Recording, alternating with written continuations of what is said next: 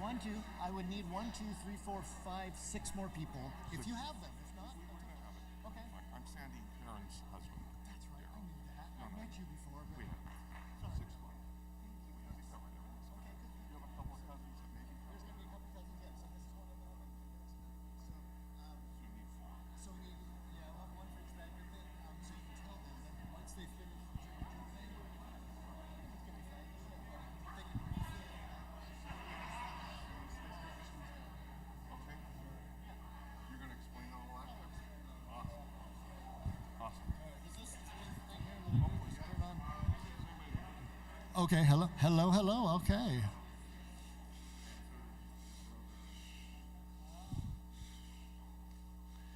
Welcome, everybody. Thank you for being here. I am very, very, very happy to see all of you here. And my dad would be extremely happy that all of you have come. This was his party. He wanted this. And so let me take you back, say, about 7, 8 years ago, probably 2017, 18. And I sat both my parents down and said, okay, guys, we need to talk because it's only me, and I kind of need to know what's going to happen when things happen. And can you give me some details of what you want? And my mom right away said, nothing big, just small, around the graveside, just family, nothing else, which is totally my mom. And my dad was like, no, I want a big thing at the church. So Dad, here you go. And I'm really glad we actually had a big thing in this church 5 years ago. Many of you were here for his 80th birthday. And that in itself was fun because my dad obviously had influence on people, but he never believed he did. He always doubted that he had any influence on anybody. And so he would tell me before that party that nobody's going to come. And a lot of people came. And afterward, he was shocked. And that was one of the biggest events in his entire life, was that birthday party. He continued to talk about that. In fact, that photo board out there, that was made for the birthday party. And he would not let that leave the living room the last 5 years of his life. That stayed there because it reminded him of the party. And, well, of course, what we also talked about were things like, how do you want to be delivered once you're dead? And my mom was like, I want to do the traditional coffin and all that. And my dad, and he'd been saying this for years, he's a biologist. I want to give my body to science. And my mom and I are like, yeah.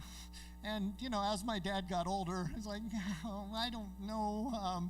And so we kind of talked him out of that. And so by the time we had this conversation, it was more like cremation. I want to be cremated. Okay, cool. So then he and I went around to Chapel of the Hills. We got the coffin. We made all the arrangements. We paid the money. We went over to the new Auburn cemetery. We bought the plot. Jennifer, hi. I've been trying to say hi to everybody. Hello, good to see you. We're and now all of you have either gone through this. Hello, Kathy. I saw Dave. But hi. Other people have you have gone through this, or let me tell you, you will probably go through this. When you have to buy stuff for people in your family who are going to die or have died, obviously there's an expense. But you think that once you have bought the coffin, once you have bought the grave, you're done. No, that's not true. Because all of a sudden, my mom, who went in February, I get a bill from Chapel of the Hills. I'm like, I already paid for this. And they're like, yeah, but there's taxes. I'm like, why didn't I pay the taxes at the time I bought it? Oh, because those are based on when you die, not on when you buy. So that whole adage about there's only two things in life that are certain, they all come together. But here's a cool little thing if you didn't know. We were able to buy just one plot. Why? Because they're like, yeah, if he's going to be cremated, we can just dig it up and put him on top. And my parents were like, yeah, 2 for 1, we like that. Oh, and here's another little trick. Make sure that loved one dies within 2 months of the first one going, because then the charge for the internment, will be less because the soil has already been dug up, and so we don't have to spend as much time digging it up. And so guess what? You get a discount. I took it. Hello, Annie, Jeremy, welcome. So these are I'm just giving you some tidbits in case you need this sometime to do this. Let's talk about how we got here. So, my mom, as I said, she went first on February 14 of this year. And we chose not to tell my dad. By that time, we didn't really know what his mental state was in. And we thought, probably not the best thing to tell him. So we didn't tell him. And he had moved over to the Auburn Ravine Terrace at this time. And came time for the graveyard, which I said, graveside service, just wanted it family and small. We didn't have him come, but we were going to have him come to the spaghetti factory afterward to enjoy being with the family. And so that's the plan. And Pat and Sean, who were caretaking, both of them, they went to go get my dad, and then they arrived at the spaghetti factory sans dad, and they said he just wasn't ready, wasn't prepared. I said, okay, that's fine. Getting ready for the spumoni, and if you've been to spaghetti factory, you know what the spumoni is. Getting ready for the spumoni ice cream, I get a phone call that said your dad has just gone into cardiac arrest. Immediately, Sean and Pat got up out of their seats to go up to the home, and I just kind of sat there, and the rest of the table was like, hey, don't you think you should go? I'm like, oh, yeah, probably I should. So Rosie and I, we got in the car, and we drove up, and at that point, the emergency vehicles were all around, and I just couldn't go in. And then Sean came out. I could tell by his gait that he was, my dad probably was no longer with us, and that's what it was. He died on the exact same day of my mom's service, which totally put me into a new mode of thinking. And it was really nice that family was here, because they could, of course, it was just kind of comforting to have them there. So thank you all for being here. This is really cool. These pictures, are going to be going all through here, so maybe you'll see yourself in there. I don't know.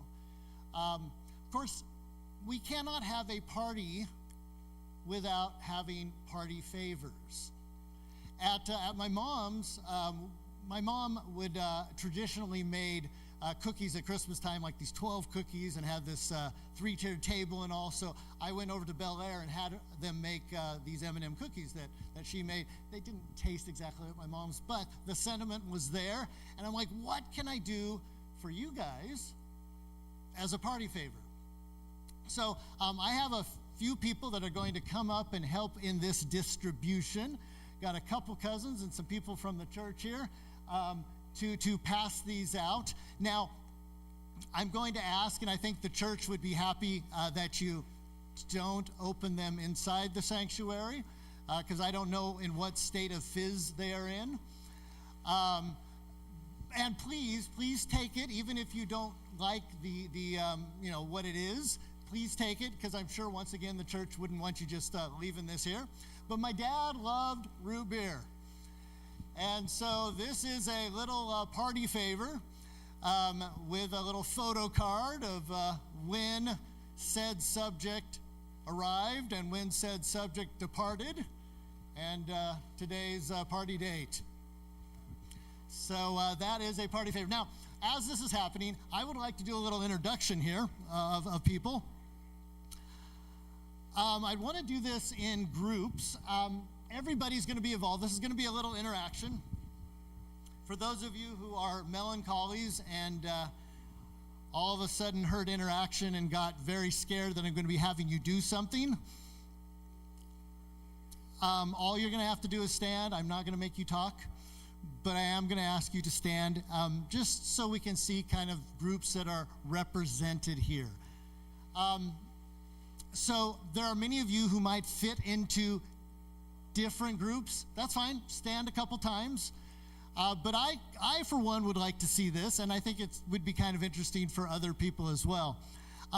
If any of you were either students or on campus as a student when my dad was a teacher, could I have you stand right now?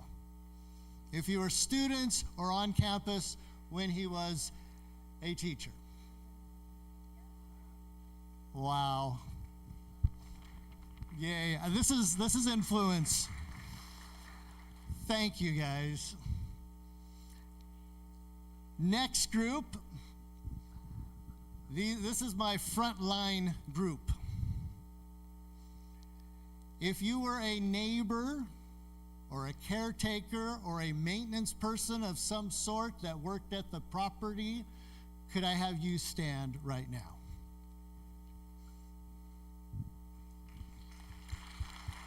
Stay standing. I've got to point these guys out here.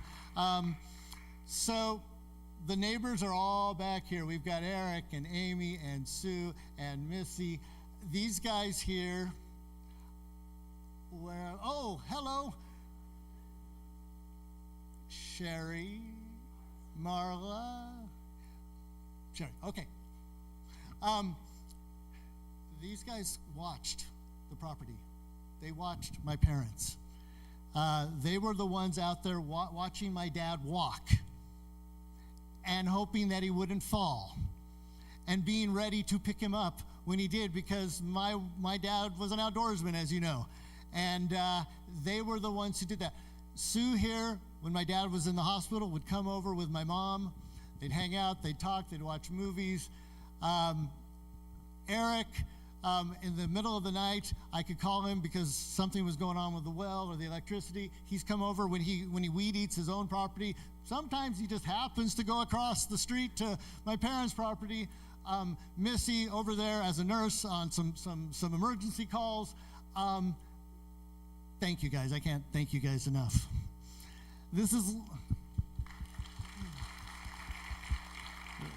Les. This is the man who does maintenance, and my goodness, he was actually just there 2 days ago fixing a faucet because I knew I'd have people over there. So I can't thank you enough either, Les, for all of your work. And then these people right here, these are the people that I truly wish had known who my parents were when my parents were. They didn't really know them as the rest of us did. They saw them in their older years when their minds were not necessarily working right. But wow, did they love them and did they take care of them? And I can't say enough good about Sean and Pat and Marv. Even when my parents were acting, they say you regress, and my parents were regressing and were not acting in the best of behavior, which my mom and even my dad, especially my mom, would be appalled if she knew how she was behaving, because she was always of the utmost refinement. But these people here, they saw the new side, and they loved her and him and took care of them. So thank you guys.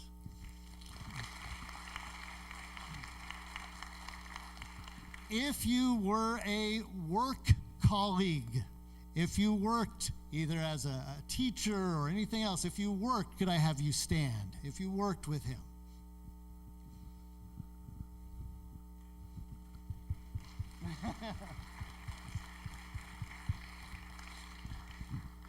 Jerry? Diana, I remember, yes, hi Diana, hello, yay, thank you, I'm sorry, thank you. It's been like 30 years. Yeah.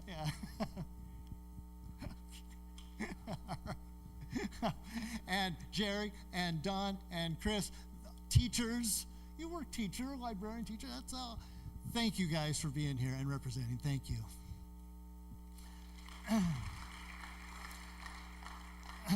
Now, all of you, I'm not even making you stand for this because whether you knew him or not, you were all his friends because he never met a stranger. In fact, I started disappointing him when I was in high school because he loved to go shopping for one item, and it would take him 4 or 5 hours to get home. Why? Because he would stop at every store to talk to people he didn't know. And I'm like, Dad, I don't want to go with you. And it always disappointed him. And I continued into my adult years saying no to him because he was doing that. And Marv knows this. When she would take him shopping, he loved to talk to everybody. So all of you are friends. I'm not even having a friend group stand here. But what I am having is church family, church friends, church associates, anybody who knew him from the church. And you could have been in other categories here. It's okay. Yeah, nice. Thank you. Thank you, guys.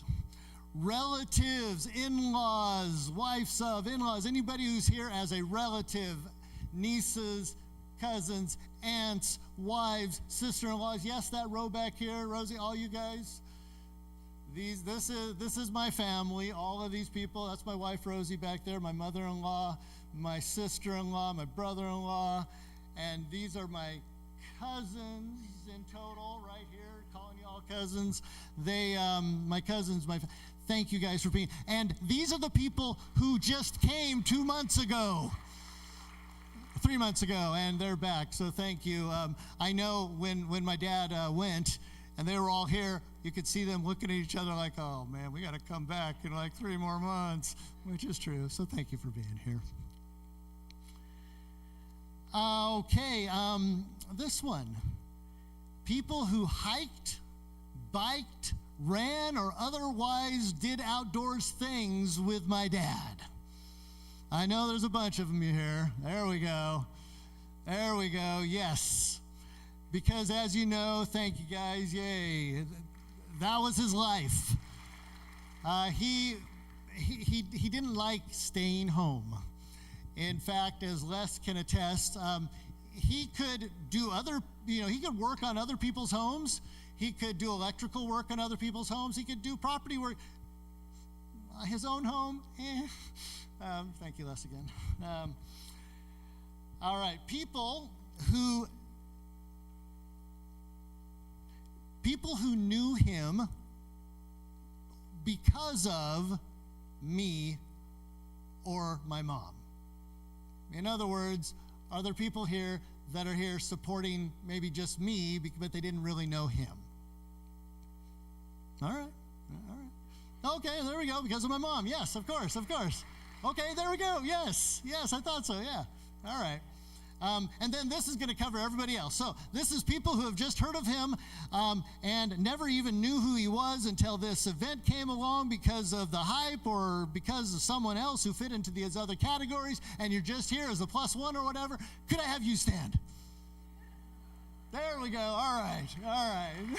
Thank you.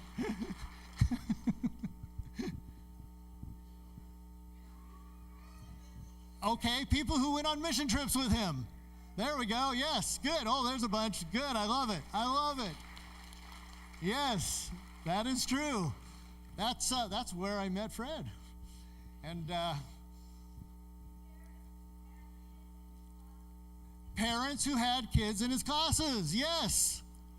There we go. Very good. Before I go further, I need to do some thanks here, because this event would not have been pulled off if it weren't for some of these lovely people who I'm now scrambling for my glasses. I know, I'm there. I consider this my church, even though I had my membership transferred 26 years ago, not because I didn't like this church, but because I moved away. But this is still my church. This is where I grew up. This is where I was baptized. This is where I got married the first time. This is where I had my first Pathfinder convention. In fact, I want to point out one person here, Kevin. Where are you? Kevin. That guy right there, probably besides the family, is probably he and his mom are probably the people who've known my parents the longest in this church. And the Zappias, probably longer, but in this church, yeah, and then the Zappias, yeah. We're talking 60 years almost, which is cool. But there are a lot of people at this church who I don't necessarily know. I know some of them. I want to give thanks right now to. My contact here was Sandy Crane, who was my contact when we did the 80th birthday. And I asked her, and then Yvette is the one who gave this to me. I want to publicly thank these people. Heidi, who is in the with the food afterward. Sandy, obviously, and her whole family. Lisa and Raphael, who are here. Susan and Tim Excel.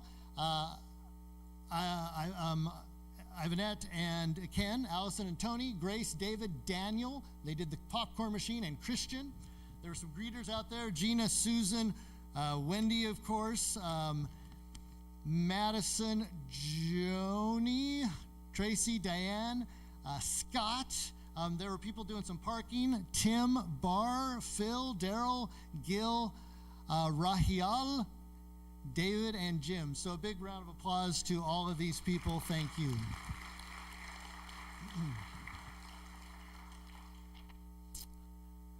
So how this is going to work now is I'm going to read the eulogy.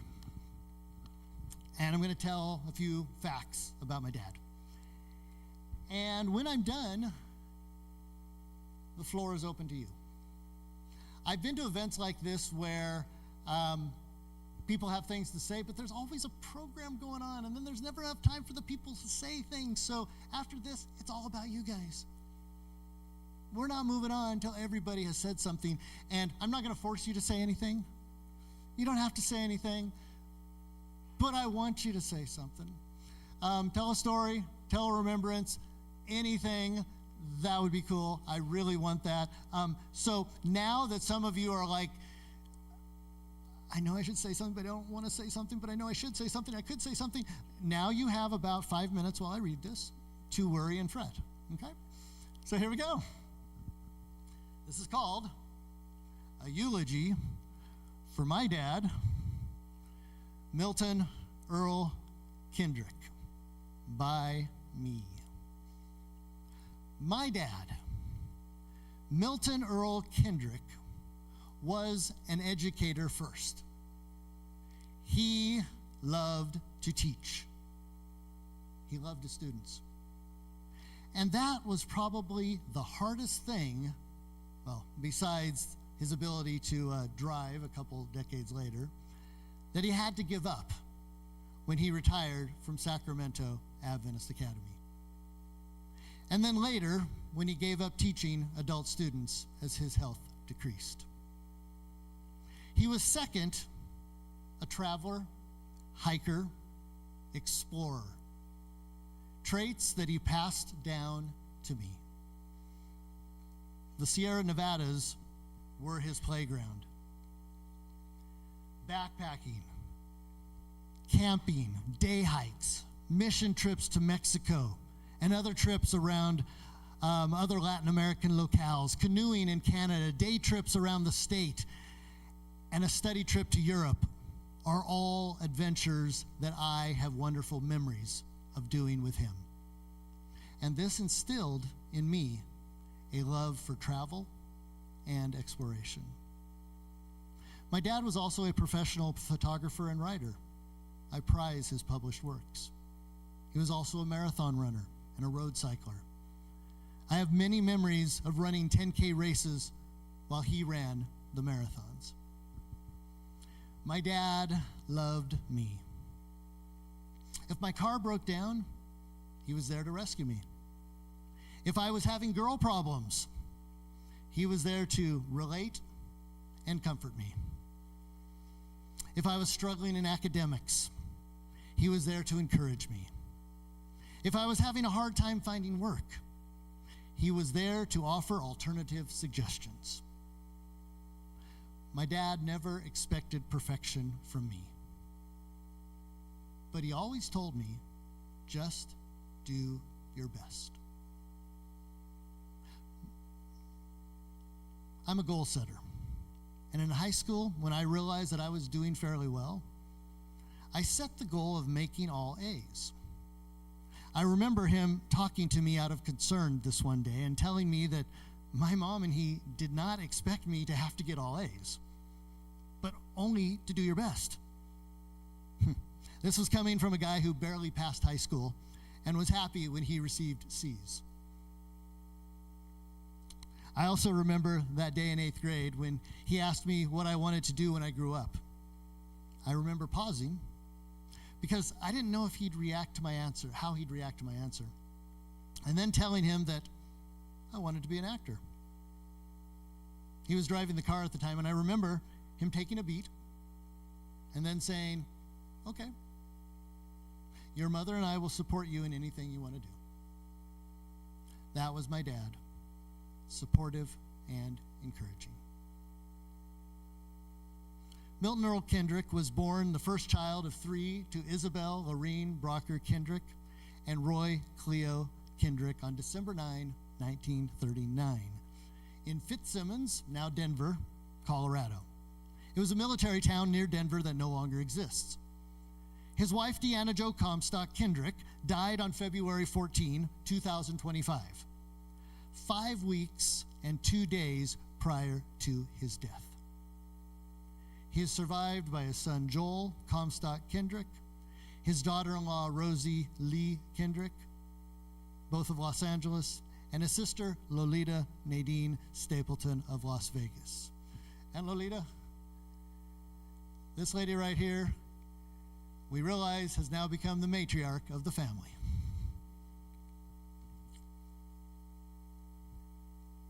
His younger brother, Ralph, the youngest of the family, preceded him in death in 2017. So I need to relate this story here. He died on a Sunday, and my cousin Cheryl and Ken, we went and saw him the night before, and I'm really glad we did. But when I got the message that he had the heart attack and then he died the next day, it took me back to Wednesday when I was visiting him, and by this time he was not coherent in his speech. You could tell that he knew what he was saying, but I had no idea what he was saying. And I had gotten pretty good at going, okay, and hopefully answering yes or no in the right places.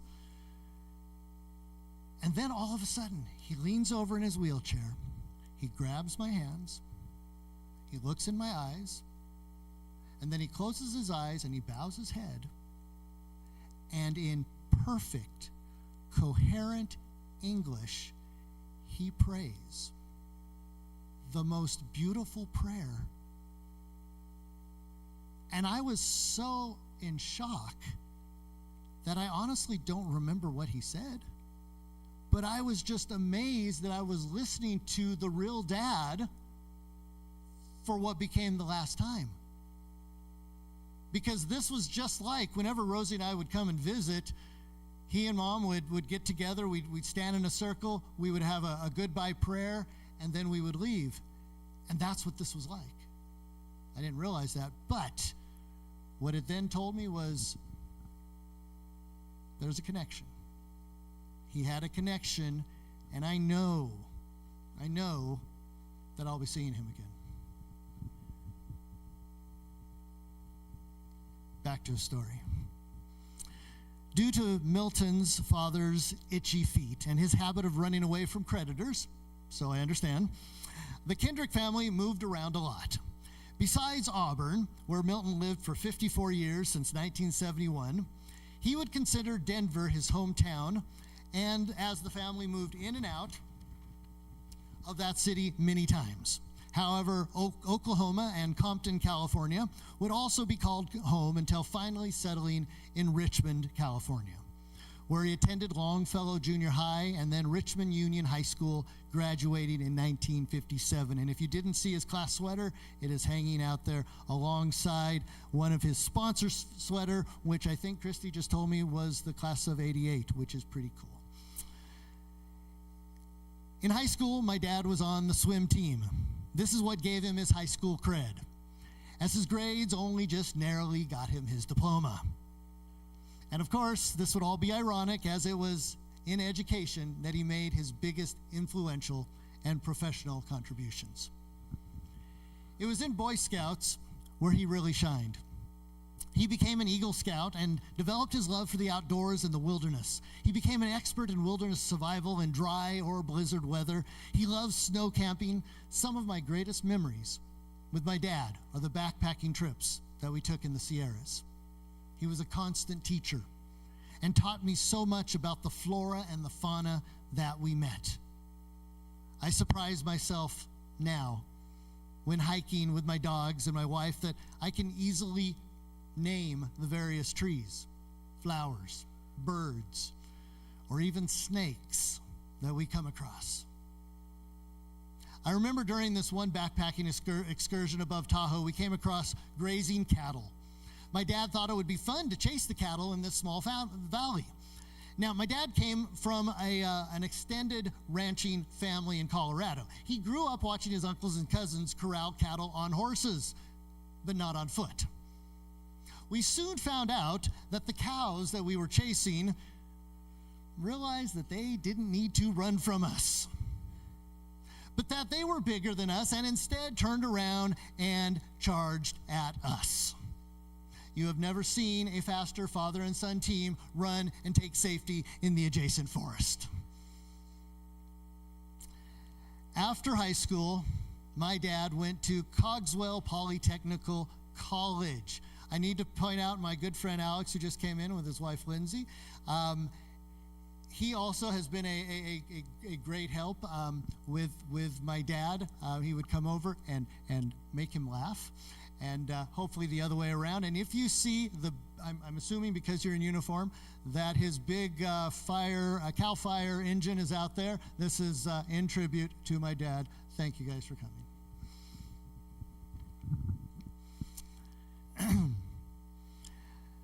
After high school, my dad went to Cogswell Polytechnical College in San Francisco, where he earned a 2-year engineering degree in 1960.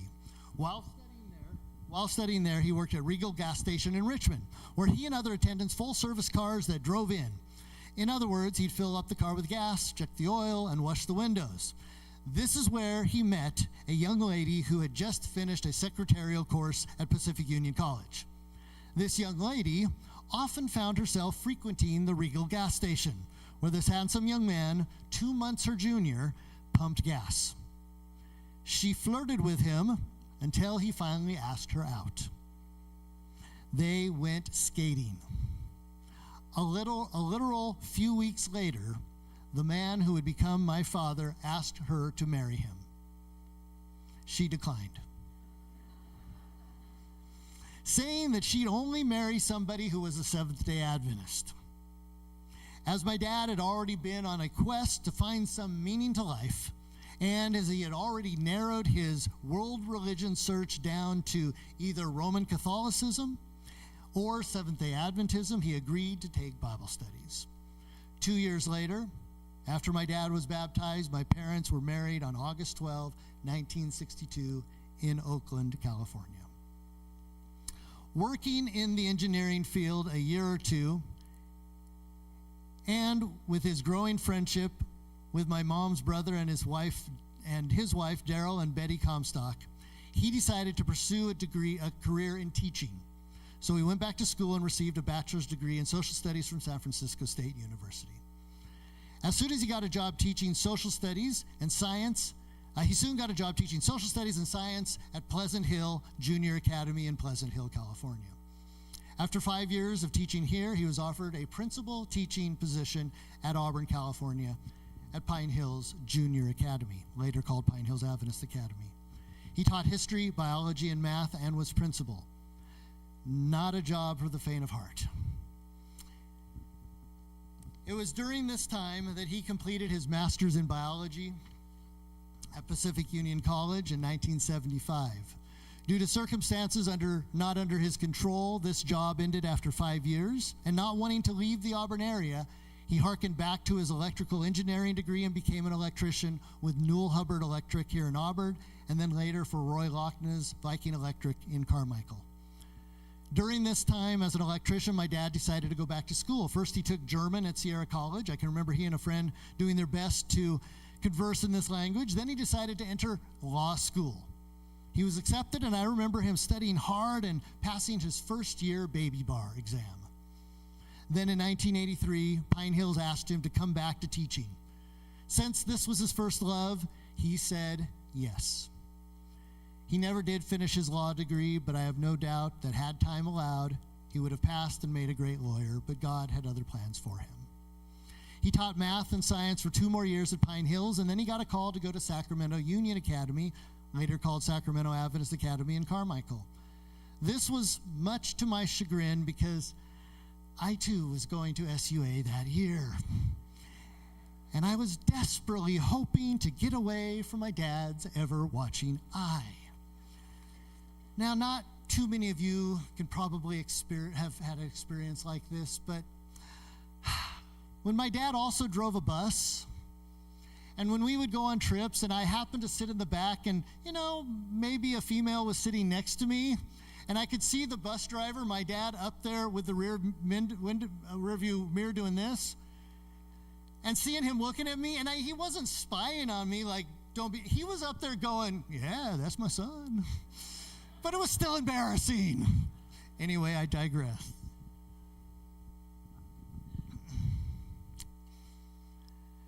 Here he honed his original second language of Spanish, where he became known as the biology and Spanish teacher for nearly the next 20 years. It was also during this time that he earned his PhD in biology.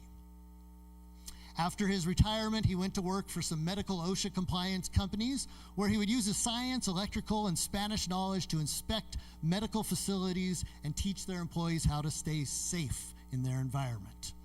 He also enjoyed working at the Auburn Seventh-day Adventist Church's medical facility doing translation, a church he proudly called home for 54 years, serving in many positions including janitor, youth leader, Pathfinder leader, Sabbath school leader, deacon, and elder. But what he enjoyed mostly in his retirement era was continuing to go on hikes with his friend Fred Winning and others, and coming to visit Rosie and me in LA. When his mental illness took over a few years ago, I was ashamed for him because I knew that my very intelligent and social dad would be so embarrassed with his new behavior. Yet, I knew it was a disease that he had no control over. He was in God's hands, and in the hands of his wonderful caretakers, Marv, Pat, and Sean. As I said, I wish had known my real dad. These three have been absolute saviors and were placed in our lives at the right time. And I have no doubt that it was all in God's timing. My dad died March 23, 2025 in Auburn, California.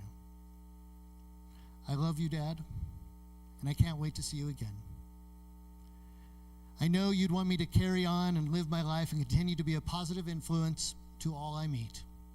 just as you did during your years among us.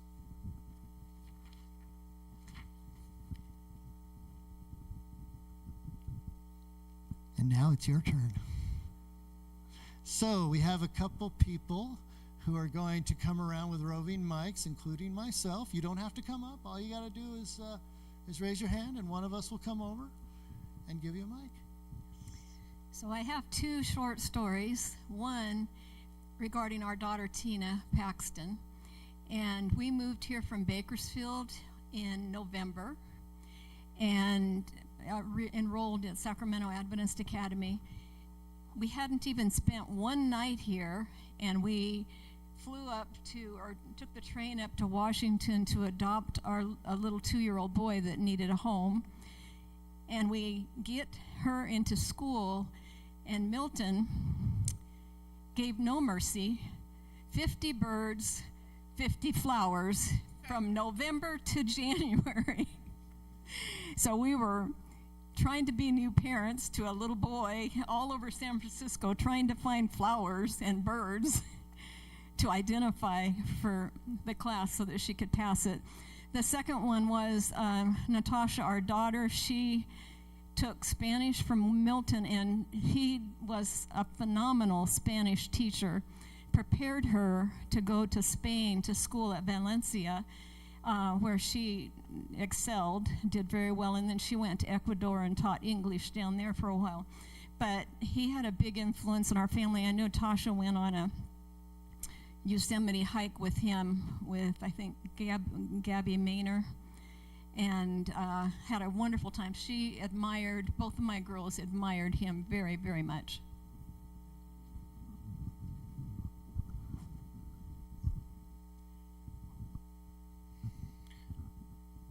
Hi, my name is Sean. I was a caregiver for Milton, and there are two things that I wanted to touch on.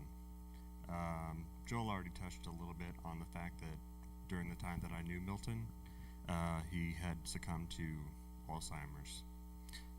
But I think it would be of a comfort to everyone to know that despite losing some of his more recent memories, he maintained the memories that he had had throughout his life. The stories that he told me made me feel as if I know a lot about a lot of you in this room. He told me a lot of stories about friends, trips. The mission trips were especially important to him, as well as his students. The other thing I wanted to point out was that the thing that didn't diminish during that time was his infectious smile. He had a way of smiling that just made you want to smile, and did so with many people around him. So I just thought that would be of comfort to the people in this room, especially you, Joel.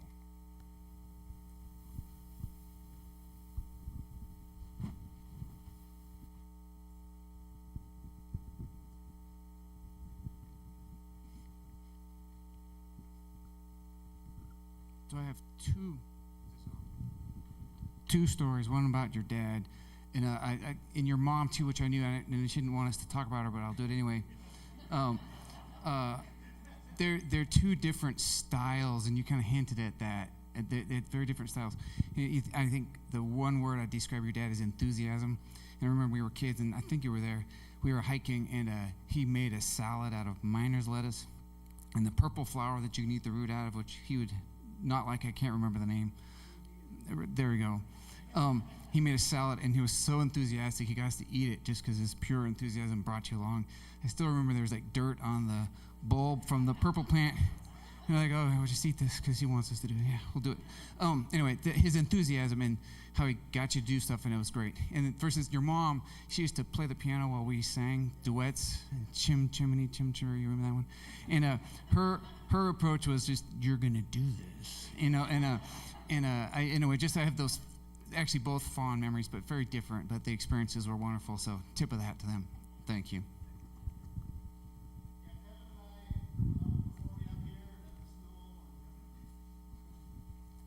Okay, I feel bad having my back to some of the crowd, But I'm Tamari Jenkins. I was Tamari West. I grew up here in Auburn. Half of my childhood we were members at Meta Vista, and the other half here at Auburn Church. So I'm going to tell you all a few things about myself and then connect those directly to my dear Mr. Kindrick. So I took a few notes. So currently I have a 30-year career as a Spanish teacher and professor, 23 years at my current community college in Chaffey College in Southern California. I hold a master's degree in Spanish with an emphasis in linguistics. And the very first Spanish class I ever took was Mr. Kindrick's class. And he was just so amazing. I loved his class. I looked forward to it every day. It was like another world. I've always been a talker, so getting to learn how to talk in another language was so exciting to me. And I just remember that he made me feel like there was absolutely no reason why I couldn't learn the language to fluency. And then as for traveling, I've traveled to about a half a dozen different Spanish-speaking countries, and in Mexico, I've traveled to about 12 different states. Yes, Mexico has states, 31 of them. And my very first trip to Mexico was with Mr. Kindrick. And I still remember that he had us sleeping on the sidewalk outside of a train station in Tijuana, in TJ, and we were teenagers, and I'm like, wow, my parents must have really trusted this guy to have us sleeping in TJ on the sidewalk. But yes, that was Mr. Kindrick, and my first time in Mexico. I've since been to Mexico about a dozen times. And then one of my most impactful years in college was my year in Valencia at Colegio Adventista de Sagunto, and the very first time I even heard about Sagunto or studying abroad in Spain was in Mr. Kindrick's Spanish class. And that's when you were there, Joel, and he would brag about you. His face would beam every time he talked about you. He adored you, and we all knew, oh, he's going to talk about his son, Joel, who's in Sagunto. And but it really, he encouraged me so much. He made me feel like that was something I could aspire to and that I could do, and I did it, and it's really changed my world. And so although I have been 23 years as a professor of Spanish at my community college, I've spent the last year and a half transitioning to a role in professional development at the same college. So now I serve as the facilitator for faculty success at my college, and so now I get a chance to teach other professors or facilitate training for other professors in how to teach, how to engage students, how to be student success oriented, and how to imply equity in everything that we do. And I know that I learned all of those things from Mr. Kindrick, and he is like one of my examples that I still use in my classes when I'm now teaching other teachers. So there was no way I couldn't be here. I regret that I missed his birthday party 5 years ago, but I did send a video with my daughter speaking Spanish in the video to him at the end. And so, yeah, I just wanted to say these words. I really love Mr. Kindrick.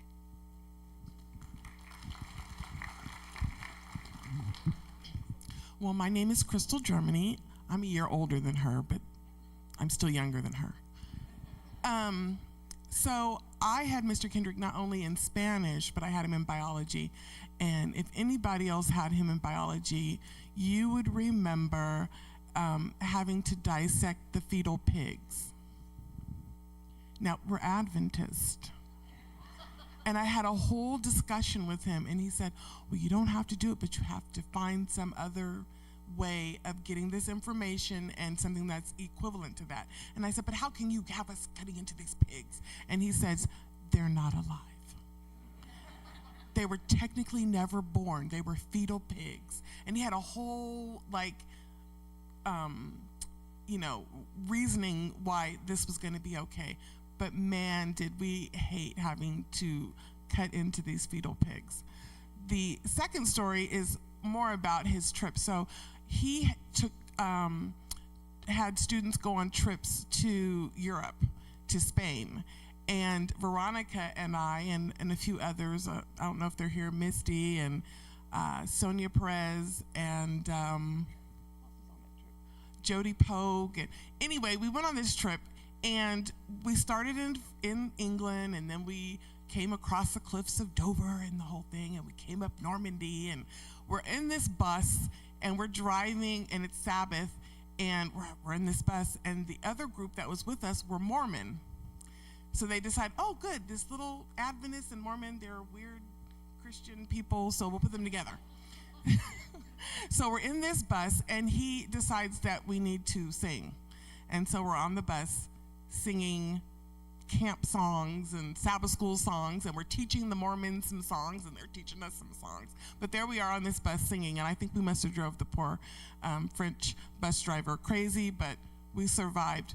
The other part of this is we went to Spain, and we spent the majority of our time in Spain. And we're in Spain, and the other teacher that was with us was Mr. Sanford. And so we're on this trip, and 3 of us had just graduated from high school. It was me, Veronica, and Jolene Bauer. And so we're on this trip, and we're going around, and we're there, and so they had sangria. And so there we are, and so we were like, okay, we want to try it. And Mr. John, oh no, we can't do that. You know, we're Adventists, and we go to the Adventist school, and this is strictly against policy. And Mr. Kindrick said, hey, they've graduated, and it's a cultural experience. I will not confirm or deny whether we tried it or not, but it was a cultural experience. So we were probably the first group that he took to Europe. It was a great experience.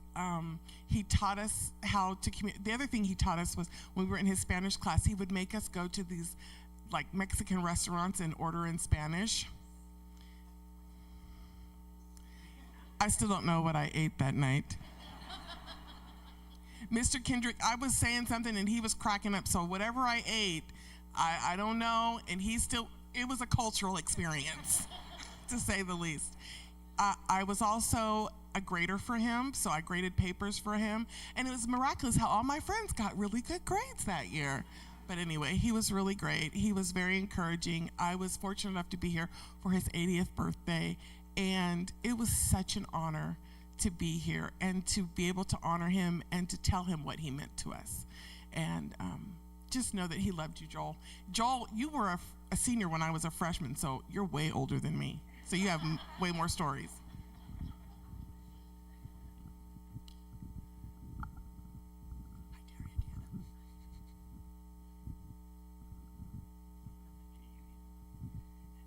I'm Jerry Zapio. I've known some on and off Milton since 1960.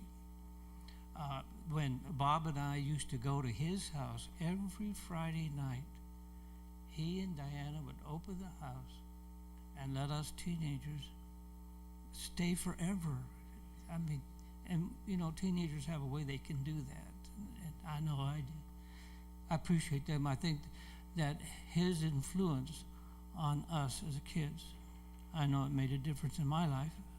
I know it made it, and I would say for Bob also. Thank you. And I'm going to tell you a story that might be darker than you wish, but it is an example of how far Milton would go for kids. I taught with him here at on Derry Road at Auburn, and we had a kid that just wouldn't put his act together for us.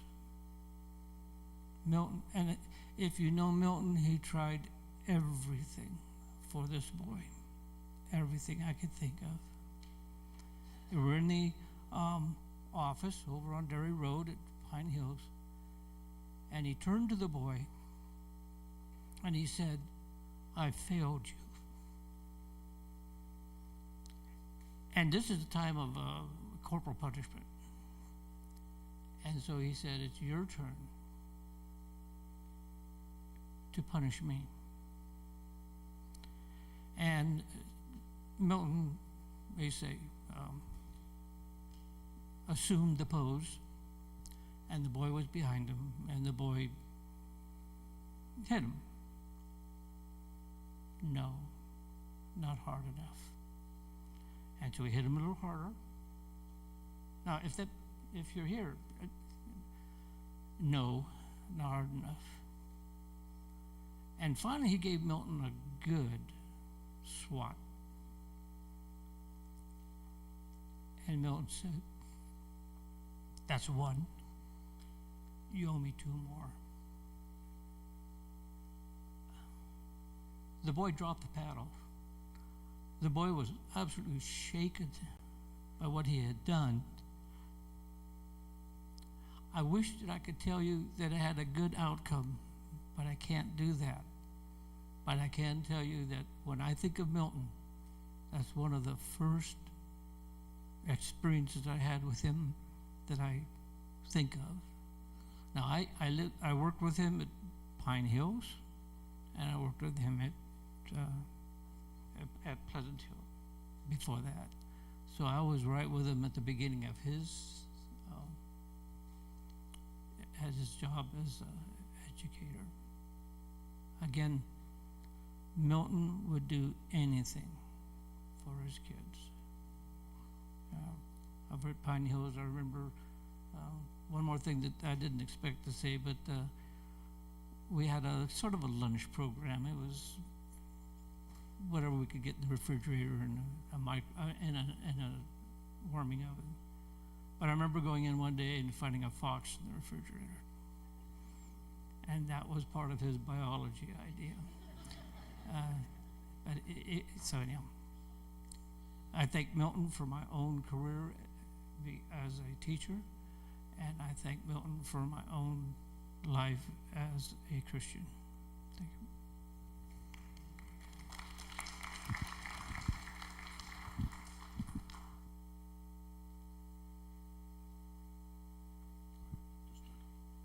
Talk, talk, talk. Oh, I guess this on. My name is Jarl Nielsen.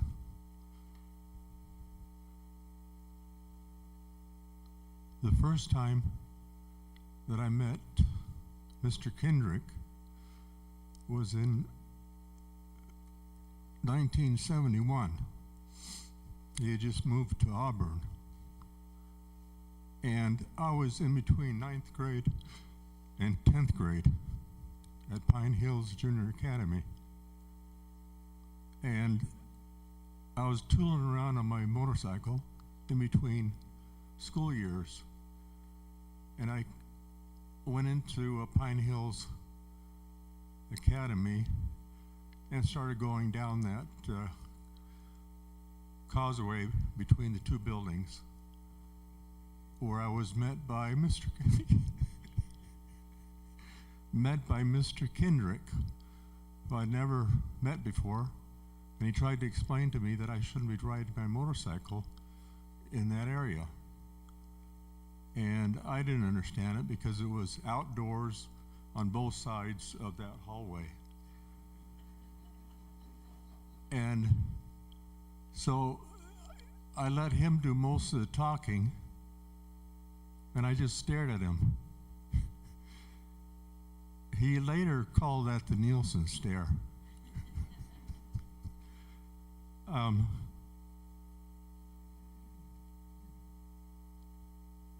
Well, to cut it short,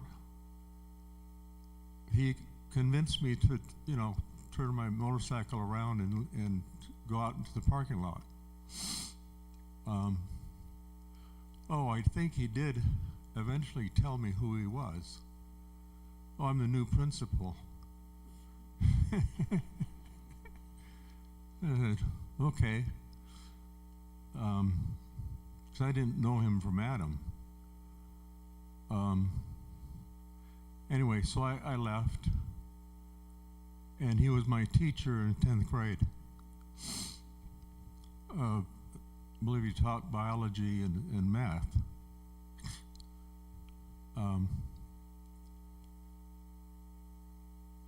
He was a great teacher, very skilled.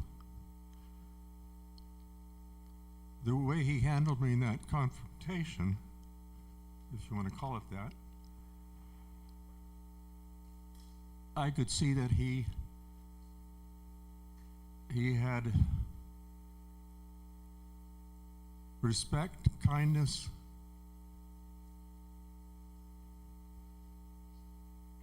and gentleness, but he was firm and he was persistent. So I took my motorcycle and left. But during that school year, I had the opportunity of going backpacking with him with a few other of the students. And yeah, the whole time he's teaching, you know, what that tree is, what that bush is, and what's edible, what's not edible, whether you should sleep in the top of the ridge or in the valley of the ridge. He was constantly teaching, and I also had a great experience going to Albion for a weekend where we went, you know, wading through the tide pools. Have to get up early in the morning and learn a lot of marine biology in 2 days.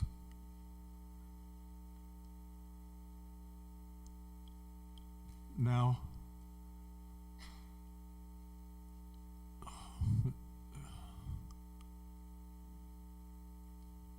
there's so many different things I could say that I'm getting sidetracked here. But anyway,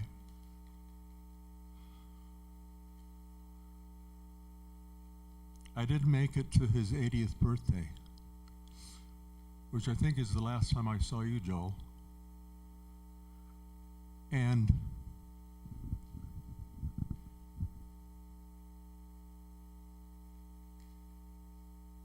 even though I only had him for 1 year,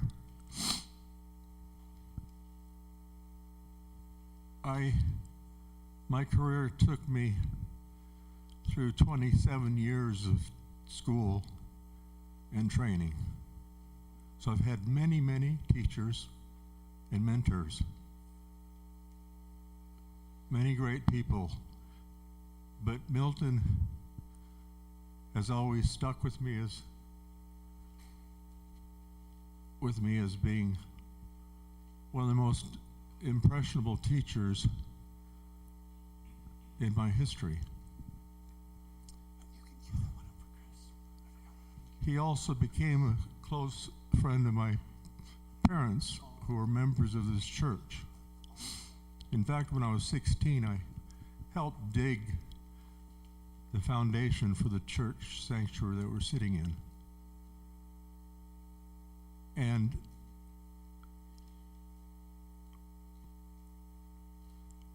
when my father passed away in 2014, we asked Milton to give the eulogy, which he did in this church. And, well, Joel, so how many years have I known Milton? 54 years. 54, so you did the counting. That's how long he lived here, so. Well, thank you. Wonderful memories. Yeah, and like you, I was also baptized in this church. Neat. Thank you.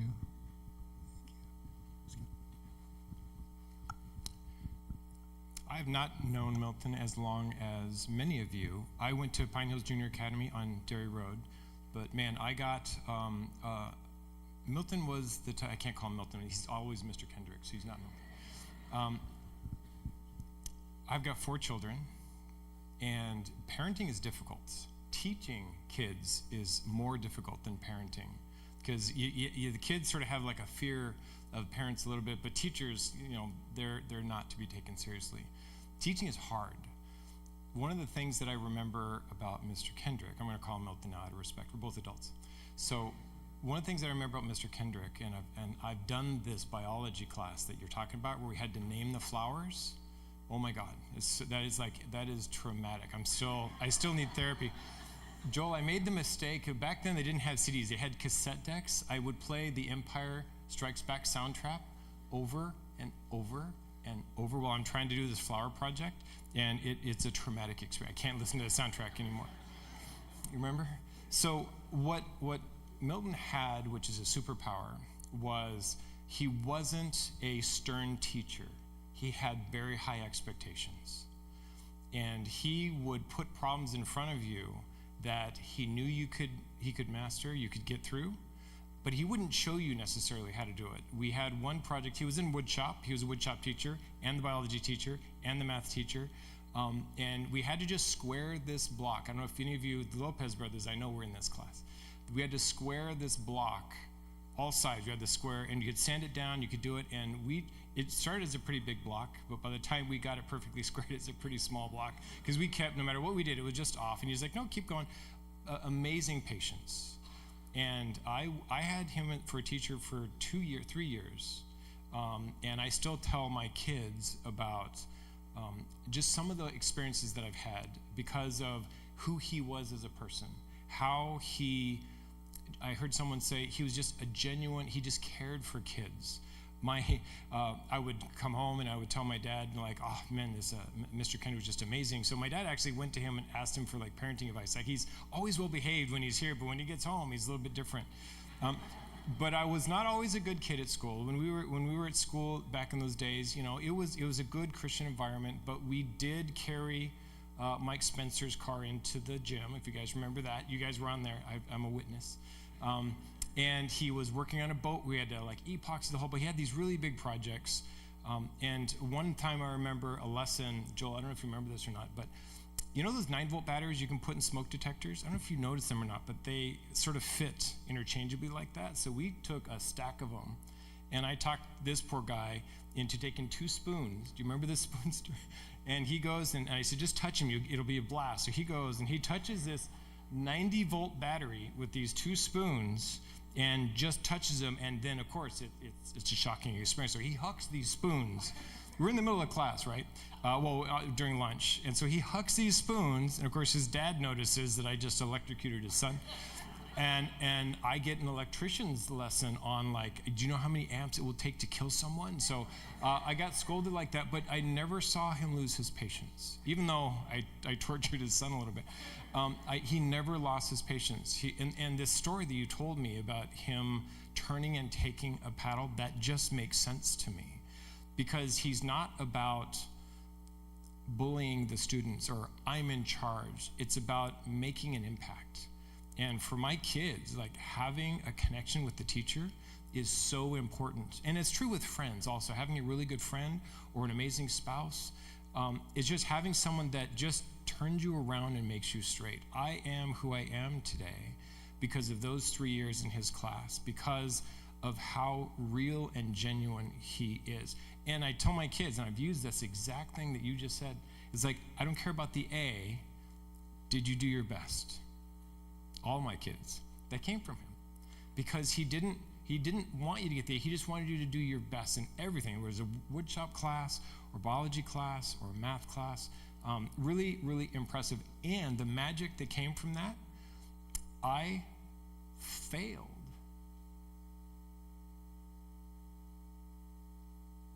I failed 7th grade at Pine Hills. And so my dad said, okay, it's too expensive. I can't have you going here and failing. But I wanted to go back. I came back in the 9th grade. And because, I don't think Mutt was there in the 8th grade, but he was there in the 9th grade. And coming back to the 9th grade, I had Mr. Dyer. I got kicked out of Bible class. I'll tell him that story later. I talked during Bible class. He sent me to the office, and he was the principal, so I had to wait for him to get out of Bible class to come back as the principal. But I remember that I came back, and because I really admired and looked up to this person, this teacher, this leader, straight A's that year, F to A, because of the person, the caring person, the person that cared about the kids. And then I started to compete with this guy for grades, but then of course he passed me up and left me behind. But it's really good, and 3 years, and it really changes your life, because being teachers are so important. Having good teachers are really important. Having a bad teacher, equally bad. So having people like this who care about what they're following their calling. Awkwardly, I ran into Mike Spencer at the Pleasant Hill Church. We're members at the Pleasant Hill Church. I did not realize that he taught there until today. It's amazing to see good people really influence so many lives in so many different ways, whether you went to school for 3 years or you were a caregiver for many years. Milton is an angel, an example of what being a God-following Christian and being an amazing husband and father is really about, really instrumental. So I was at his 80th birthday, and I told him some stories. He remembered them, and it's like, man, I have not told these stories in forever. So he is just a really important person in my life. I know he's an important person in your life. Joel, you are who you are. I am who I am because your dad is amazing. So thank you for inviting us here. Thank you for remembering him in this way. You're so good. I'm going to give you a hug. Coming in. Thanks, man. Thank you, my friend. We're still going to take some stories, but we're going to do a video story real quick from Chris Canis. Mr. Kindrick. Man, what a guy. What a guy. I mean, I was fortunate to grow up with that guy because, you know, that man walked to the beat of his own drum, and I loved every bit of it. I know this is a party celebration, so I'll share my favorite memory of him. He's got a few. But one of my favorites was when we would travel somewhere. I think it was in Mexico. We did a couple trips in Mexico, Tezapaco. And this cat, man, he would have his comb over, right, up on the top. And, you know, and he would have the window rolled down. And on one side of his head, you know, it's like just totally short. And on the other side of his head, it's just like this comb over. And he didn't give a rip, man. I loved it. He wasn't worried about that at all. He just kind of laughed it off. And then another thing was at Auburn SDA Church, okay? So I had burnt my finger, right, on the stove. And he's all, quick, grab your earlobe like this. I'm like, what? He's all, oh, grab your earlobe. And he's all, it'll absorb the heat. And I did it, and that guy was right. I mean, ever since then, man, if I get a little hot, grab the earlobe. Things to teach, man. But in all seriousness, man, you're a fantastic guy, man, and I really just loved, you know, growing up with you and having a great time on all these mission trips, and you lived life like it should be lived, with an enthusiasm, with a zeal, and you know, I wish we all had that kind of, you know, enthusiasm. So I know we're gonna see you again. So yeah, thanks for being part of my life, man. Peace. Mr. Kindrick.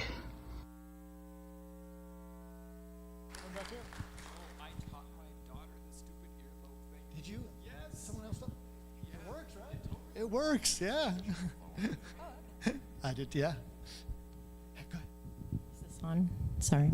Oh, so I'm a neighbor on Milton's Road, and Marlis it's a cul-de-sac, and we're towards the end, and Beck Road, and Milton's house is at the very beginning. But I think 58 years we figured out you were neighbors. Yeah, they're on the same road for that long. He was there 5 years long.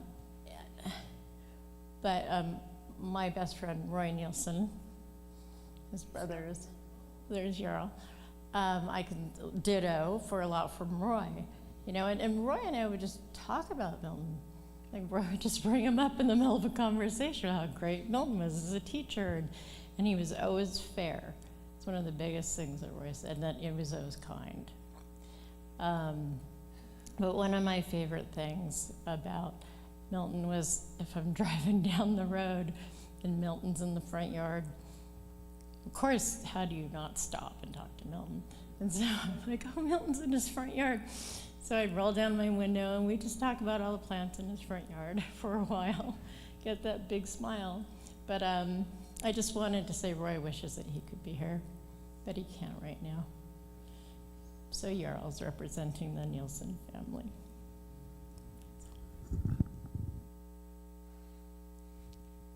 I'm Susie Loy, the prodigal child. The fetal pig story, yes, we put him through that long before you went through that. And the walking around with our big trash bags, blowing mist into it for our field flower collection. Yes, I did that too. Mr. Zapia, I still cannot do algebra to save my soul, but I 4.0'd my stats classes in undergrad and grad, so I did learn something math from you. And did I see Chris Johnson over there? Okay, thank you for my love of literature. I still talk about you to this day. And as far as calling Milton Milton, I was home from nursing school, and I was 20 years old, and he came up to me just right out there and gave me a big hug, and he said, "Guess what you can do now?" And I said, vote, drive a car. I already had my nursing license. He goes, "You can call me Milton." And the look on my face must have been like a ghost, and he just started laughing. He goes, "You can't do it, can you?" And I said, I think one day I'll be able to do it. And I did.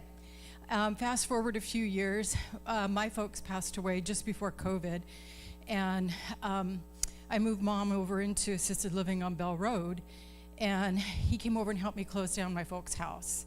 Came with his truck, and we had the big dumpster and everything, and we were just talking about, it's been like my whole life. I'm just a few years older than Joel.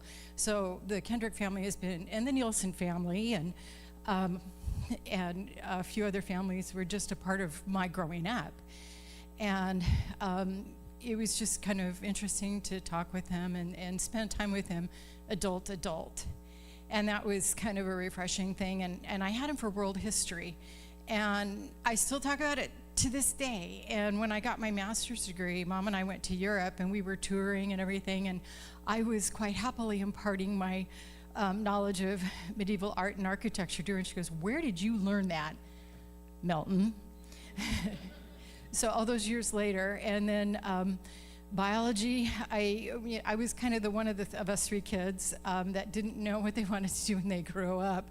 So my parents said, "You're going to be a nurse." I said, "Oh, okay. And if I don't like it, I'll quit." Well, guess what I'm still doing 40-something years later. I did get a master's in business administration, so I've been a director, I've been a teacher, I've done a few other things. So the teaching thing kind of looped in from Milton. It looped in. So I was very happy with that. My dad liked to work on our cars back when you could actually do that. You'd lift the hood and you could actually look down and see dirt. I can remember out there helping my dad change oil and doing a few things. I remember for my 17th birthday, I flushed the radiator. And Dad always took care of his cars very well. Now, a teacher's salary is a little sparse when it comes to doing a few things. So a couple of our cars made their way over to the Kindrick house. Well, one day I was in my usual teenage mood, and I was at school, and so I just stomped over to that station wagon, and I just opened the door and kerplunked myself in. And I looked and I go, "This is not our car." It had been personalized, and for some reason the door was unlocked, and we didn't really think too much about it back then. And then so Milton came over, opened the door, smiled, and I was so embarrassed. I must have been every shade of red, and I just meekly got out of the car and went over to our car where Mom was waiting. Another thing Milton did was he encouraged me with my music. I was taking music lessons down in Sacramento, and we had to leave as soon as school was over. Well, PE was always the last class before you went home. And I could not do PE, get freshed up and changed, and get down to Sacramento on time. So the days I had music lessons, I got to reading proctor. So he made arrangements for me to do that. And he also came to me and he said, "I can give you academic credit for what you're doing with your music." So he sent a letter to the conference and said, "I'm awarding these credits to her." I said so. And lo and behold, there it was on my transcript. So he really encouraged that. And I can remember being 15, 16 years old, going right over there and playing for church.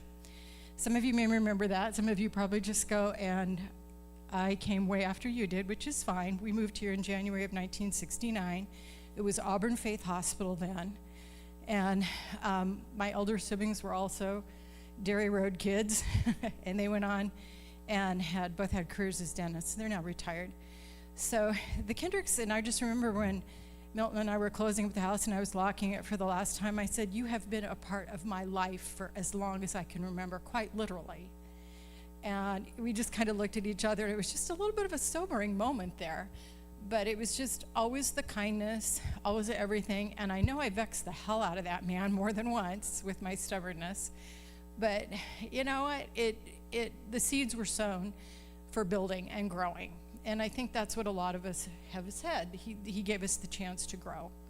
And he saw things in us that maybe other people didn't see, or he framed it in a different way, a different reference point. But it was just like, I cannot imagine my life without the Kindrick family.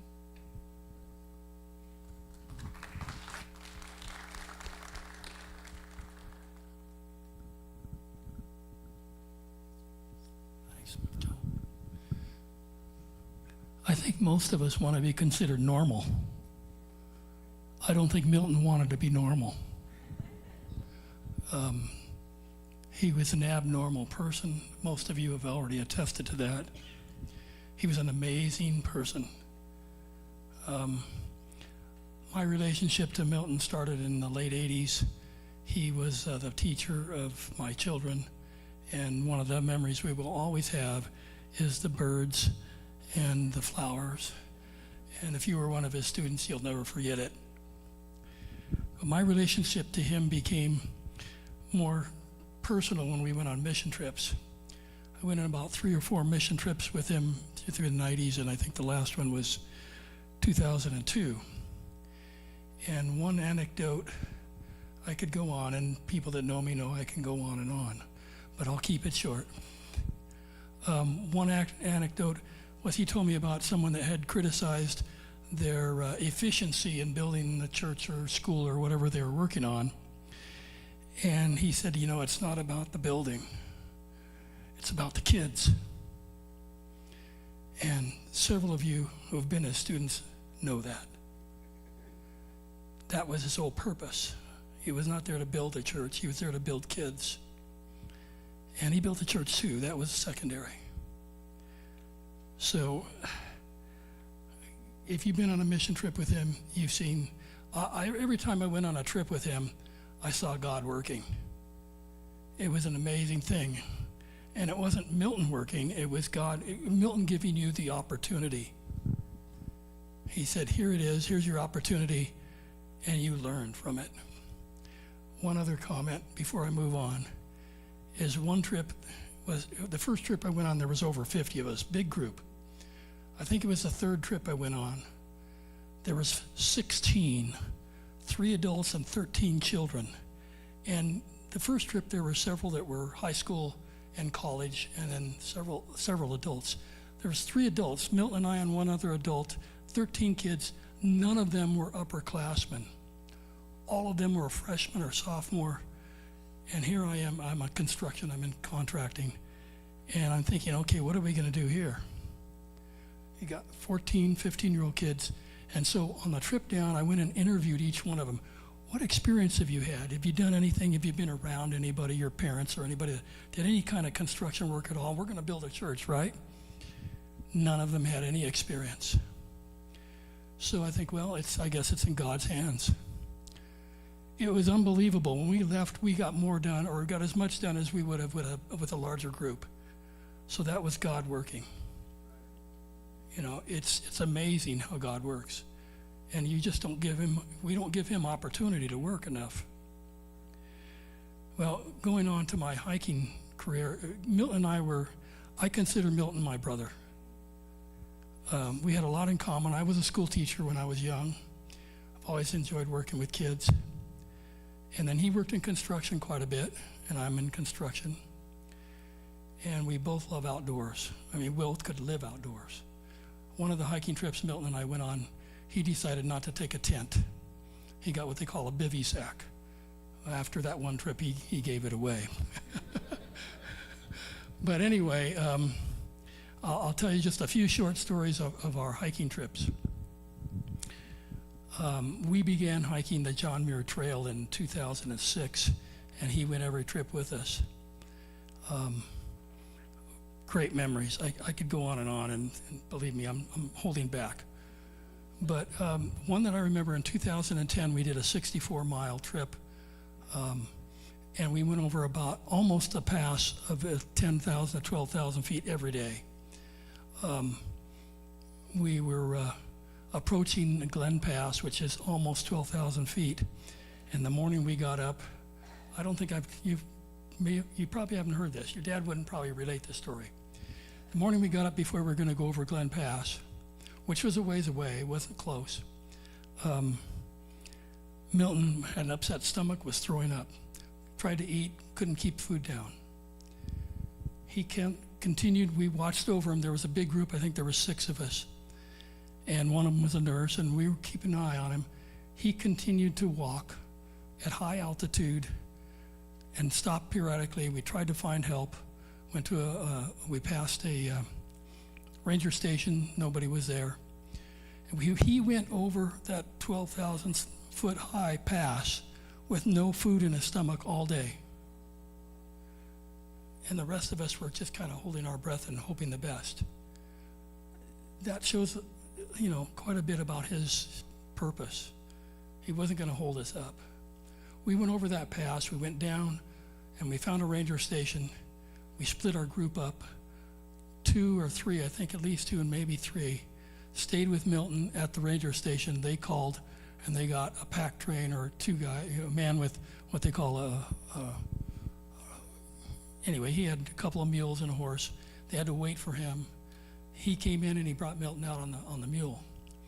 Turns out that he had been taking the wrong medication or something that just depleted his energy. I don't know how he did it. I really don't. Because it was a big effort for me, and I'm like, I don't know, almost 10 years younger than him. And so that was part of Milton's drive, if you want to call it. I'm amazed when I think about that he made that. Anyway, we had several other experiences. I just have to say he was an amazing guy. And I believe that great people are humble, and he was both.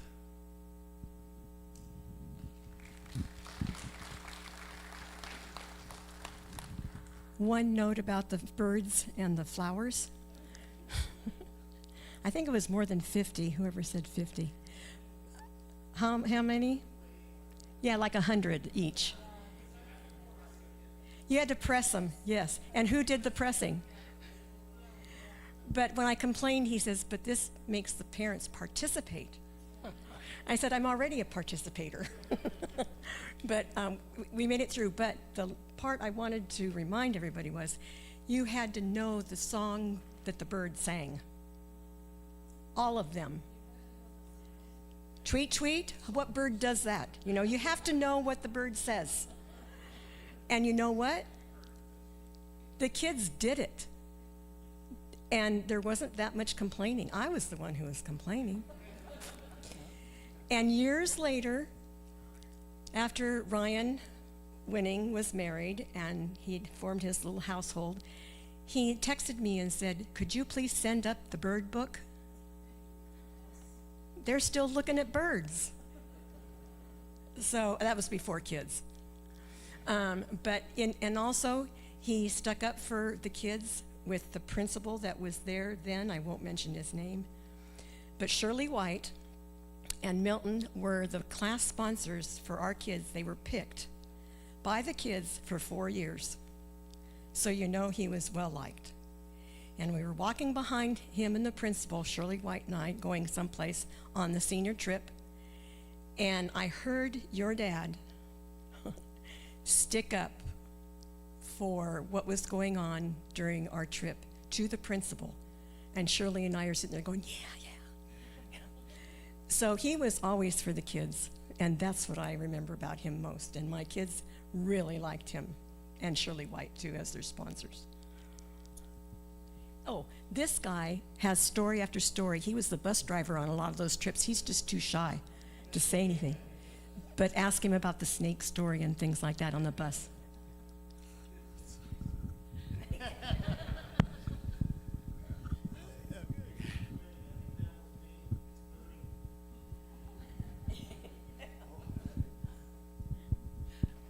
Mr. Kindrick was just a big fabric. He was a big piece of the fabric of my life.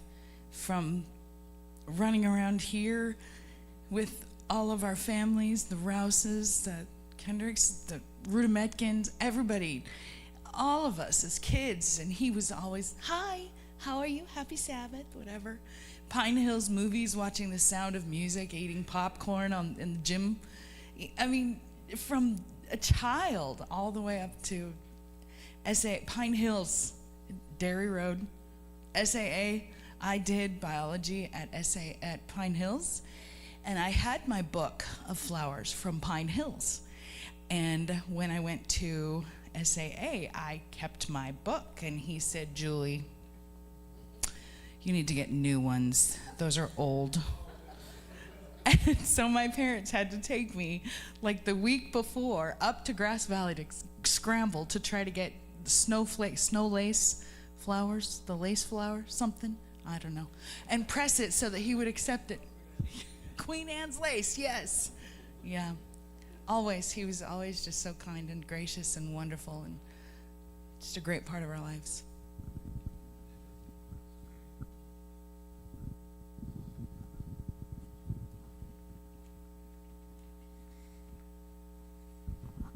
Hi, my name is Horst, and my wife is Maxine. Mr. Kindrick taught two of my children, and we have had many wonderful experiences. But the moments I like to remember, and my wife just reminded me, nobody had mentioned the experience that he had in Europe. I am a foreign-born person. I was hungry for 14 years, begging for food, scrubbing, running around the neighborhood every day looking for food in the wilderness. But the story is not about me. It's really reminded me of Milton one time, working with him, working on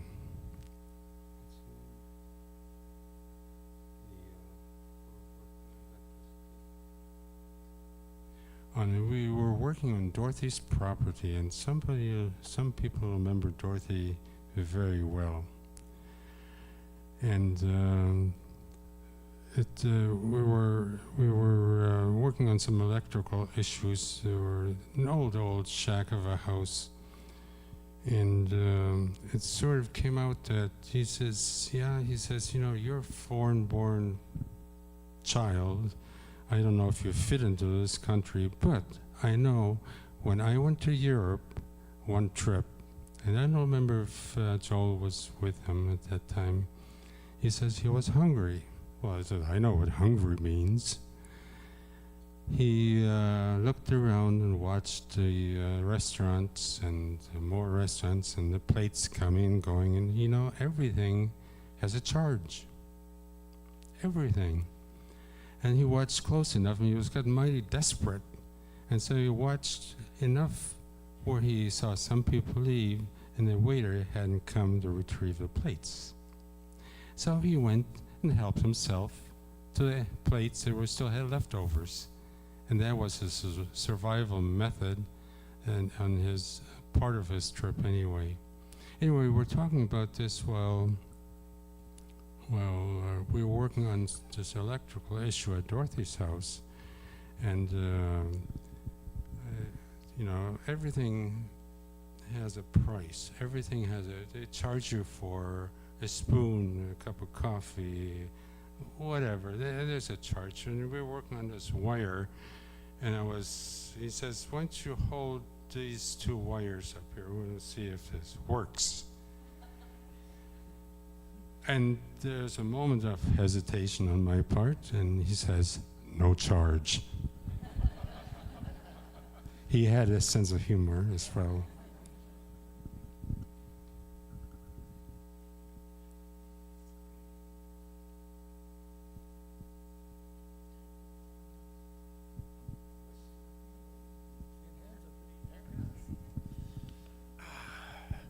Hi, I'm Drew Nillen, and believe it or not, I performed on this stage before too. I was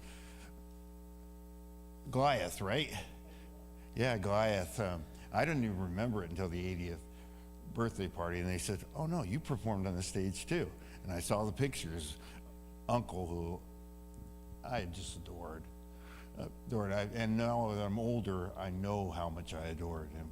I see traits. My cousin and I, we have the love for travel. We have the love for education, even if it's not stuff there.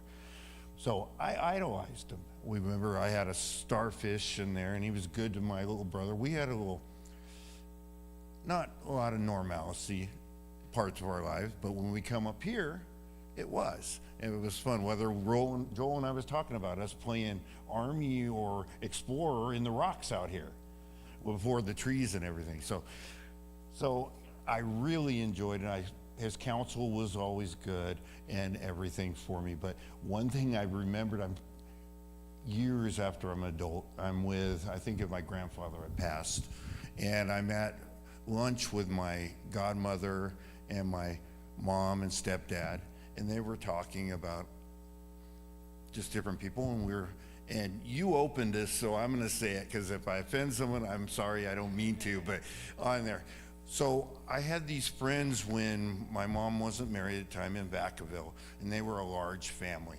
And Dad was an Air Force guy, which I ended up being an Air Force guy. And I had fun with them. We'd do all kinds of stuff. So at that dinner, my mom says, "Well, yeah, you had to stop playing with them or doing too much." And I'm like, "Why?" And I said, "Well, Uncle Milton said that you probably shouldn't go over there too much because they're very religious." And I'm like, "My uncle saying something very religious?" He goes, "They're Mormons." And I'm like, and I pretty much from 18 on lived in Las Vegas.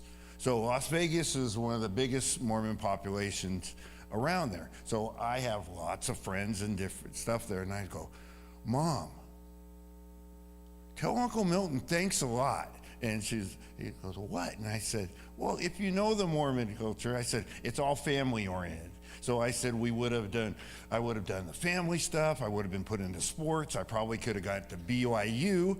I said I would have definitely had a family set up already, and I would have been a professional.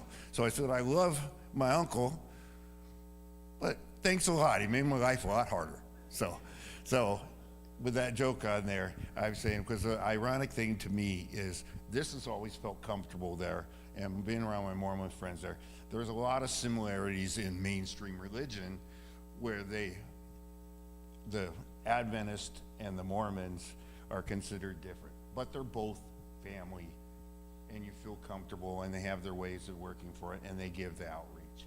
So coming from my uncle, I just thought it was ironic, but I love it. So thank you. And then I have a question for all you guys. On one of the hiking trips, Joel and I went up to up the Donner Pass rest stop. So we went in the lakes, and some of you here might have been with us, I don't know. We went up there on this lake and we camped, and he made something and he called it TVS or TVP. And for years, I know it wasn't meat oriented, but it was on this stew on here. So I always going, Tender Victual products or whatever. Well, what really was that? I don't know. So if anybody knows that, I'd appreciate it. Well, thank you for being respectful of my group. What's that? Oh, okay. Head of the curve. All right. Should have patented it back then. Thank you. Other family? Not forcing anybody? Yeah. You're pointing for her. So I'm going to share one of my Uncle Milton's favorite stories because I was pretty little and don't remember all of it. But I was maybe 4 or 5 living in Washington, and my mom decided to take a mission trip to Mexico. So we were down, and I don't even know where in Mexico, but we were at an orphanage. And so, of course, I was not helping. I was playing with all my new friends. And I remember being very dirty and dusty and playing, and all of a sudden this man comes up to me and he says, "What's your name?" And I said, "I'm Callista." And he's like, "I'm your Uncle Milton." And it was just random. I had no idea, meeting my uncle in Mexico. So yeah, that was every single time I told him, he would remember that story and tell me, I'm your Uncle Milton. I also have a really special gift that he made me, and I think I was too young to even know when I got it, but he made me a rocking horse this size out of wood with my name engraved into the horse, and I still have it to this day.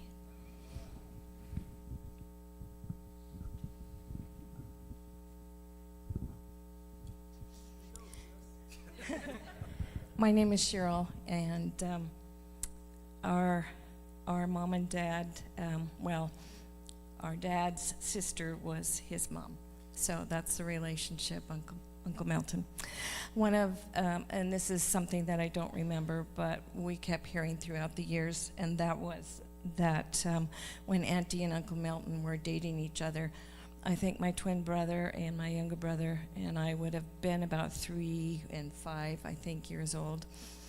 Mom and Dad really liked Uncle Milton a lot, and so they wanted to encourage the relationship. So they taught us 3 kids to say Uncle Milton before they were engaged or married or anything.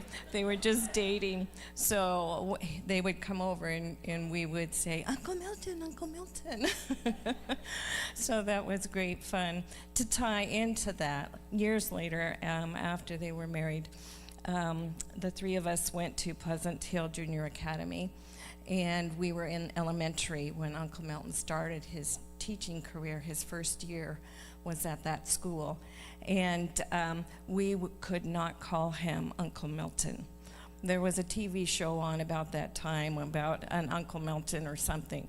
So whenever we would see him on the campus, we had to say, Mr. Kindrick. But occasionally we would slip, but we were still excited to see him. Back to the story of calling him Uncle Milton before they were married. When they did get married, that all paid off because my twin brother Daryl and I got to be the Bible boy and the flower girl in their wedding. So it was a special thing. We loved Uncle Milton dearly, and he always had time for us. He took us fishing when us 3 city kids didn't know the end of the pole from the other end of the pole.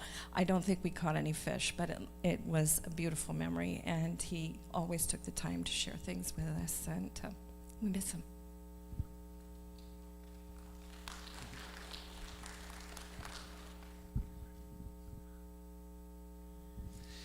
So one quick story, a Pathfinder story, since I know he's a Pathfinder director. I believe it was about 1982 or so. We were in the Pathfinder Club here at the Auburn Church, actually. And the one memory I have that just kind of shows you the kids respecting him, because we've had a lot of comments about being teacher and students and things like that. We were at the Pathfinder in the Northern California Pathfinder Camporee at Lake Mendocino. And it was Sunday, it was closing ceremonies, and the conference had this great idea that they would have a plane fly overhead and drop peanuts, and some of them would be covered with tin foil, so they would sparkle, and they would come down and land, and the kids, the Pathfinders who would get the lucky peanuts, would then win a prize. The closing ceremonies hadn't ended yet, and guess what? The plane started dropping these peanuts. Well, what do you think's going to happen when you have about 600 kids around this whole thing, and you got these peanuts that are floating down that some are going to turn into nice prizes? All but 2 clubs broke ranks and took off. The Auburn club was one that stayed put, okay? And it wasn't like he had to argue with us. He just said, basically, stay at attention, because it was part of closing ceremonies. So then after a while, after all the other clubs had already kind of split and was looking for these peanuts, the conference director basically said, okay, just go, because it was just our club basically there. Well, so for me, I was lucky because I don't get poison oak. And if anyone's been around Lake Mendocino, there's lots of poison oak.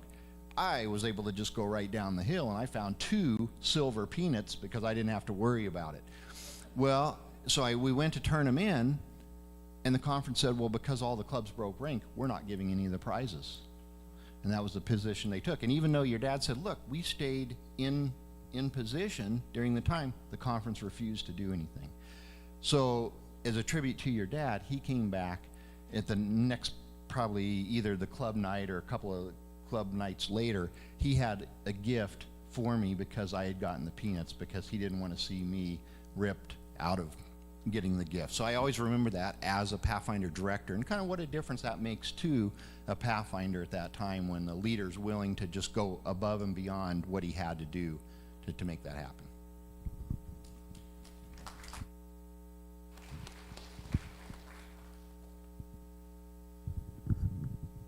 My name is Chris Johnson.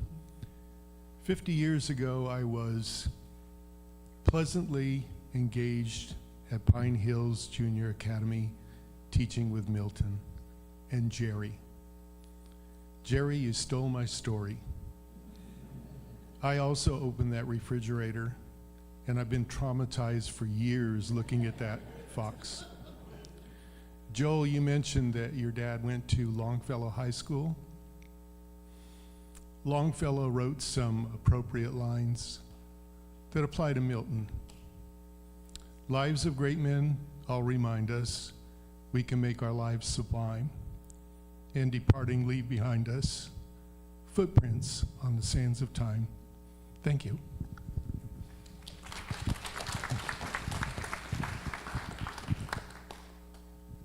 Okay, I'm the twin of my sister that just got finished speaking here a couple minutes ago. We were very blessed to have Uncle Milton as our uncle, and yes, our parents did put us up to that. Fridays, when Saturdays would come, Mom and Dad would always ask us, "Where do you guys want to go?" And we'd say, "Well, we want to go to Auntie and Uncle Milton's house." And so many Saturday nights was Auntie and Uncle Milton's watching television. The rest of us kids, late at night, we'd go into the other room and go to sleep and stuff like that. Some of our best memories are with Auntie and Uncle Milton in their houses from Auburn, from Richmond. My grandma lived up the street from Auntie and Uncle Milton, so it was always kind of cool to run up and see Grandma as well. Back in '64, my parents bought a trailer, and it had a '57 Chevy, and invited Auntie and Uncle Milton to go with us around the United States on a trip for 6 weeks. Uncle Milton, it was late at night, Uncle Milton's driving the Chevy. Oh, before that, all of us kids and my parents stayed in the trailer, and Auntie and Uncle Milton had to stay in the '57 Chevy. So they would have to, every night when we'd stop, they'd have to put the seats down and then make a bed. Late at night, we were driving, trying to make our destination, and Uncle Milton's driving and fell asleep. And in a '57 Chevy, the dashboard in front of him is sloped towards the windshield. And we had several books up there, road maps and stuff that we had up there. And he fell asleep. Next thing he remembers is all these books comes flying off the dashboard and hitting him in the chest as the coroner was coming up. So it was pretty cool that the Lord stepped in, saved us all. I don't think he slept after that for a while when he was driving. Uncle Milton was pretty cool for me. He did take me on trips. He took me up into the Marble Mountains, camping with him on one of his trips when he was working for a degree at PUC. I went with him. We caught a squirrel. He helped me skin it out. It was years later, my brother Doug's cat ate it.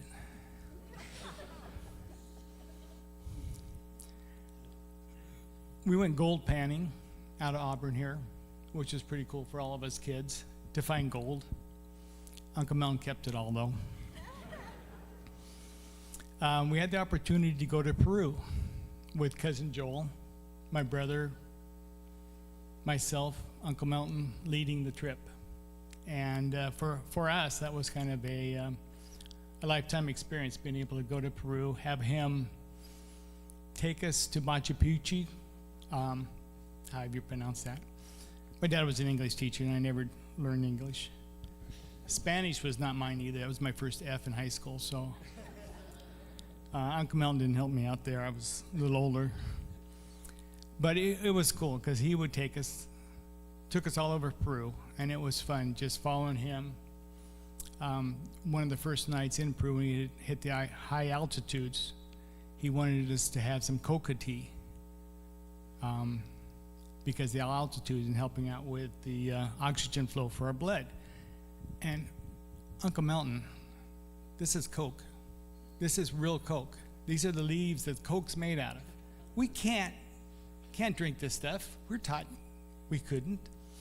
But it's like earlier when two of you said the experiences that you had, that cultural experiences. Yes, thank you. I don't know if it helped or not, but we all drank a lot of tea. We felt pretty good too. But anyway, I will miss you, Uncle Milton. And we just had a wonderful growing up experience, being able to spend time with Uncle Milton, Aunt Dee, as kids. I mean, you couldn't have a better uncle and aunt.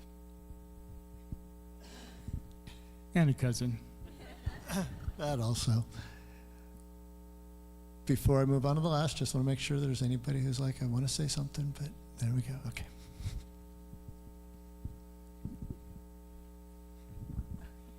Okay, I'm Pat Ferguson. I was the caregiver for Milton, Indiana. It was probably my second day working for them. Milton was out front digging with a pickaxe on some concrete because Les was putting a fence in. I get there, he hands me the pickaxe and says, "Let's see what you can do." That was Milton. Thank you, Pat. So one of the other things that I asked both my parents, I said, who do you want to officiate your services? And without hesitation, they both said, we want Jerry Nelson. Jerry used to be the pastor here. He was my pastor here when I left. Jerry is a good friend of mine, good friend of my parents. He married Rosie and me just a couple years ago. And so he's going to say a few words, and then we will be breaking, and there's food out there because I'm sure people are hungry because all of us are still alive and we like food. So come on up, Jerry.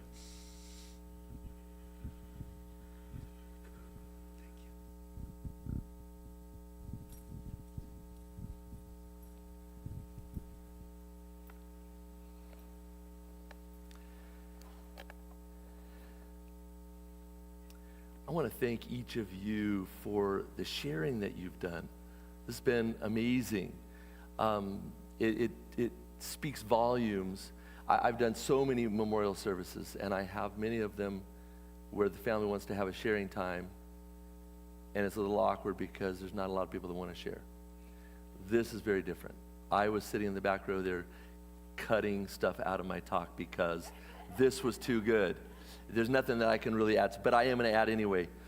I want to thank you for gathering to honor the life of Milton, to remember him, to celebrate him, and also to grieve his passing. As we have just heard from Joel and so many of you, Milton was a teacher, an adventurer, a servant, and most importantly, a man who loved deeply, loved his family, his friends, his students, his church family, and his God.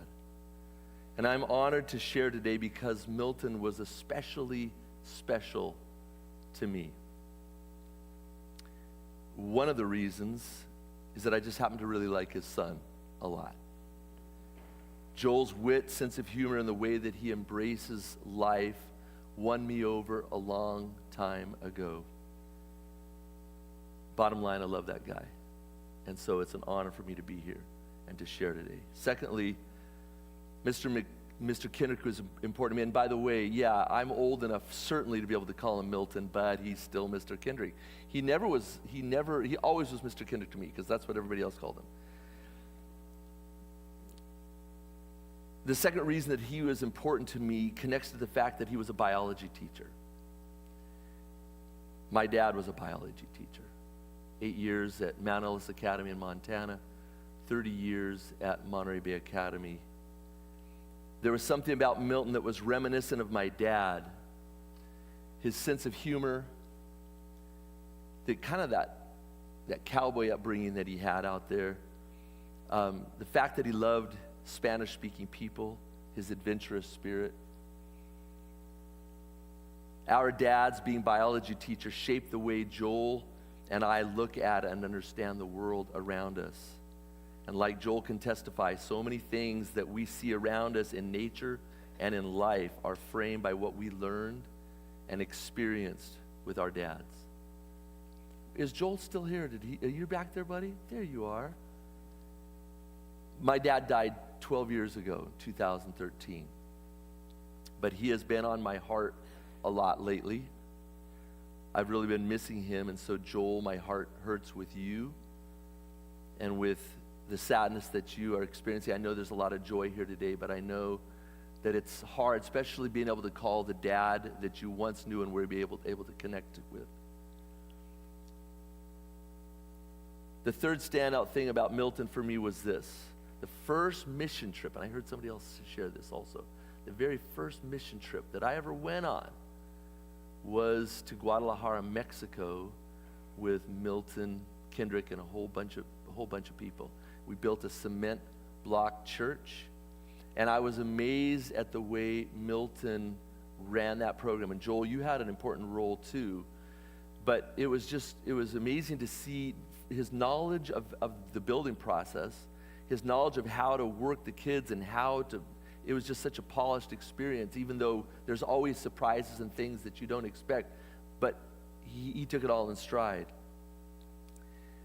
Do you remember, by the way, I don't know if you remember, I think his name might have been Alfredo, but it was Alfred or Alfredo, and he was somebody that worked on that particular trip.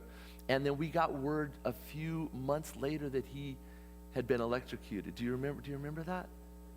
Yes. Was it Alfredo? Yes, Alfredo. Yeah, and that was very sad. Yeah, sad, and I'm sorry. We went to his house, remember? We went to his house with his family. Yeah, it was a great tragedy.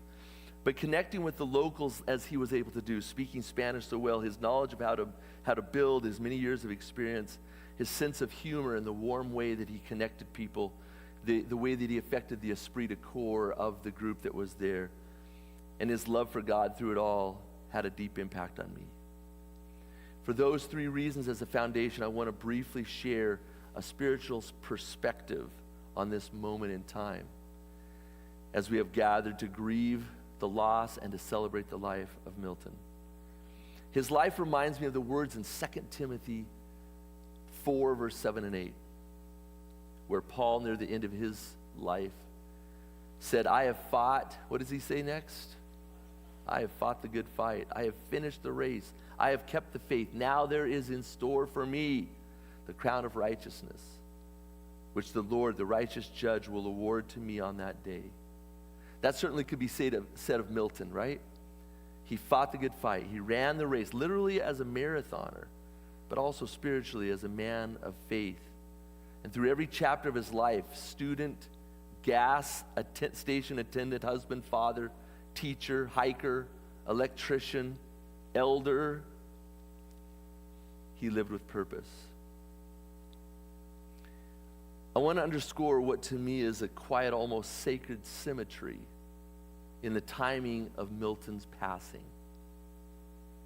It was on the very same day that the graveside service for his beloved wife, Deanna, took place at the New Auburn Cemetery that Milton himself slipped into his final rest. I remember I'd gotten home after an enjoyable late morning with the family, and I got home, and that evening I got a call from Joel, and he shared with me that his dad had passed. Because of the decline in his mind, he wasn't even aware that the graveside service for Deanna had taken place earlier that day. And yet, as if by the unseen hand of grace, it was on that same day, the same day, that Milton's journey in this life came to its close. In a way, it's a beautiful reminder that even when our minds are clouded and our awareness fades, God remains fully present. And perhaps without even knowing it, Milton was simply continuing to extend the loyalty to his wife as he did way back at the beginning when he faithfully serviced her car, filling the gas tank, checking the oil, washing the windshield. At the beginning, something drew her to him, And at the end, something about her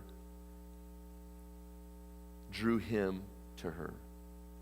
As together, they are both now resting and waiting for the Lord himself, who will come down from heaven with a loud command, with the voice of the archangel, and with the trumpet call of God.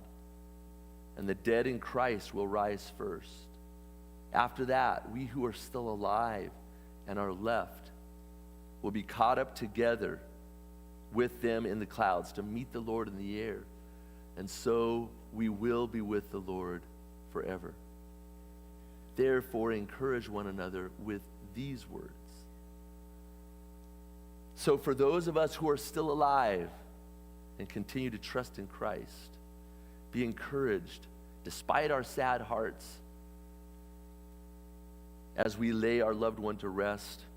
We who believe know that there is a better day a-coming. A day when, as the book of Revelation, chapter 21, you know this one too, verse 4, he will wipe every tear from their eyes. There will be no more death or mourning or crying or pain, for the old order of things has passed away. We hold to that hope today. Milton sleeps now, waiting for the voice of Jesus to call him back to life, back to strength, back to joy. What a reunion that will be.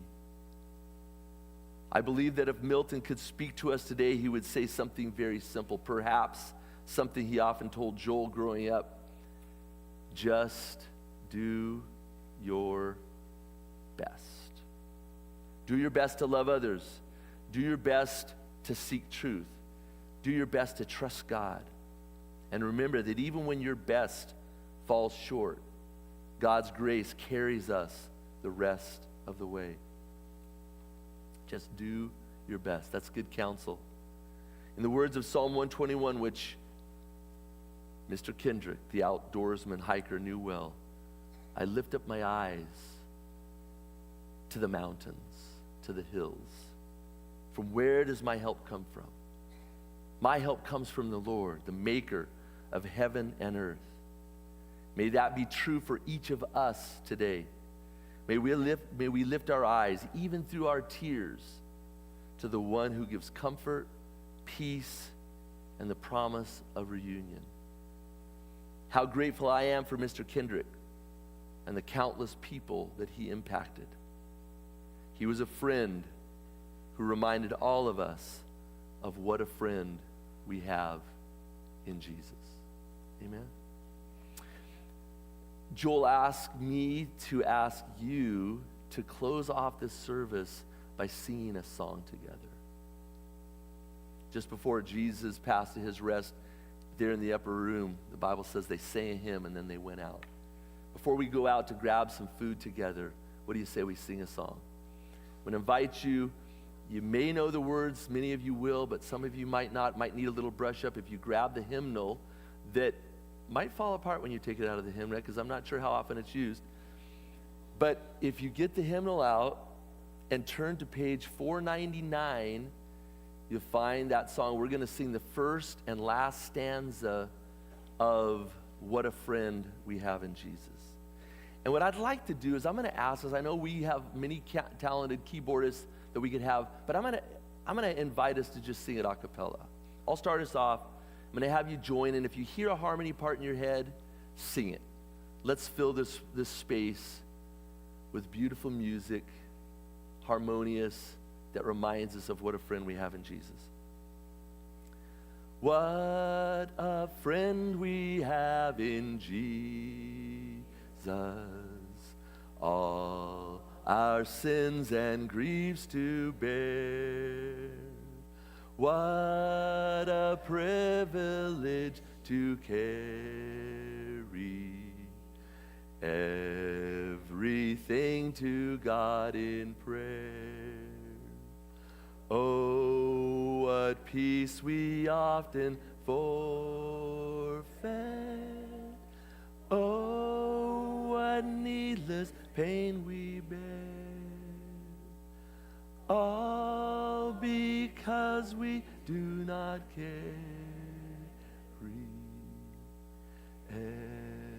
everything to God in prayer. Are we weak and heavy laden,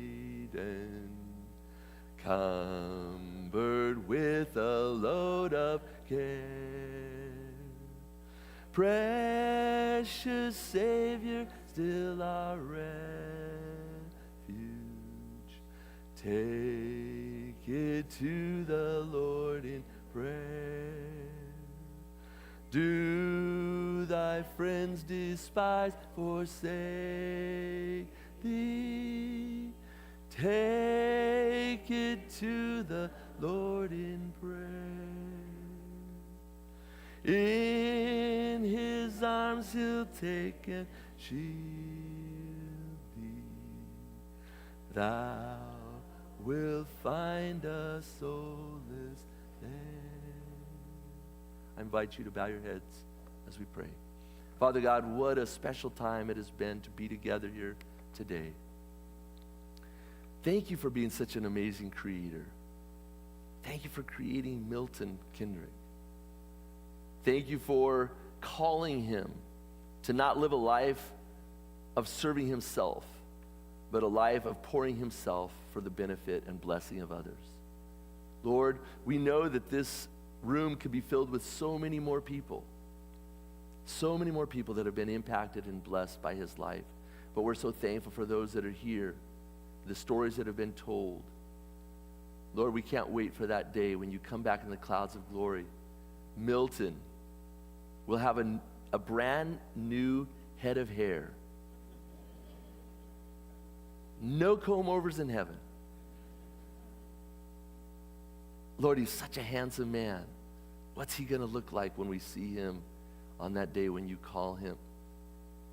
We can hardly wait for that moment. And Lord, I pray that each one of us would reconsecrate, rededicate ourselves to the same purpose that called Milton, to live a life dedicated to you, serving others, and helping to populate heaven. We pray these things in the name of Jesus, and together we all say, amen. I know, and I don't know why, but there's popcorn out in the lobby. I don't know what the story is, but it smells so good. When you step out there, you're going to want to watch a movie. I know what's going to happen. That's what's going to happen.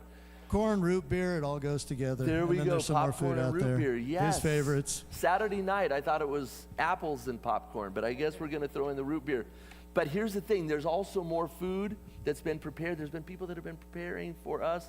So you're invited to come and gather and grab some food at the fellowship hall. Please come take food. Yes, and stay even if you're and sneaking visit as off, long just as you grab want. some food, then sneak And off. God bless you. Thank you so much for coming. God bless you all. Thank you.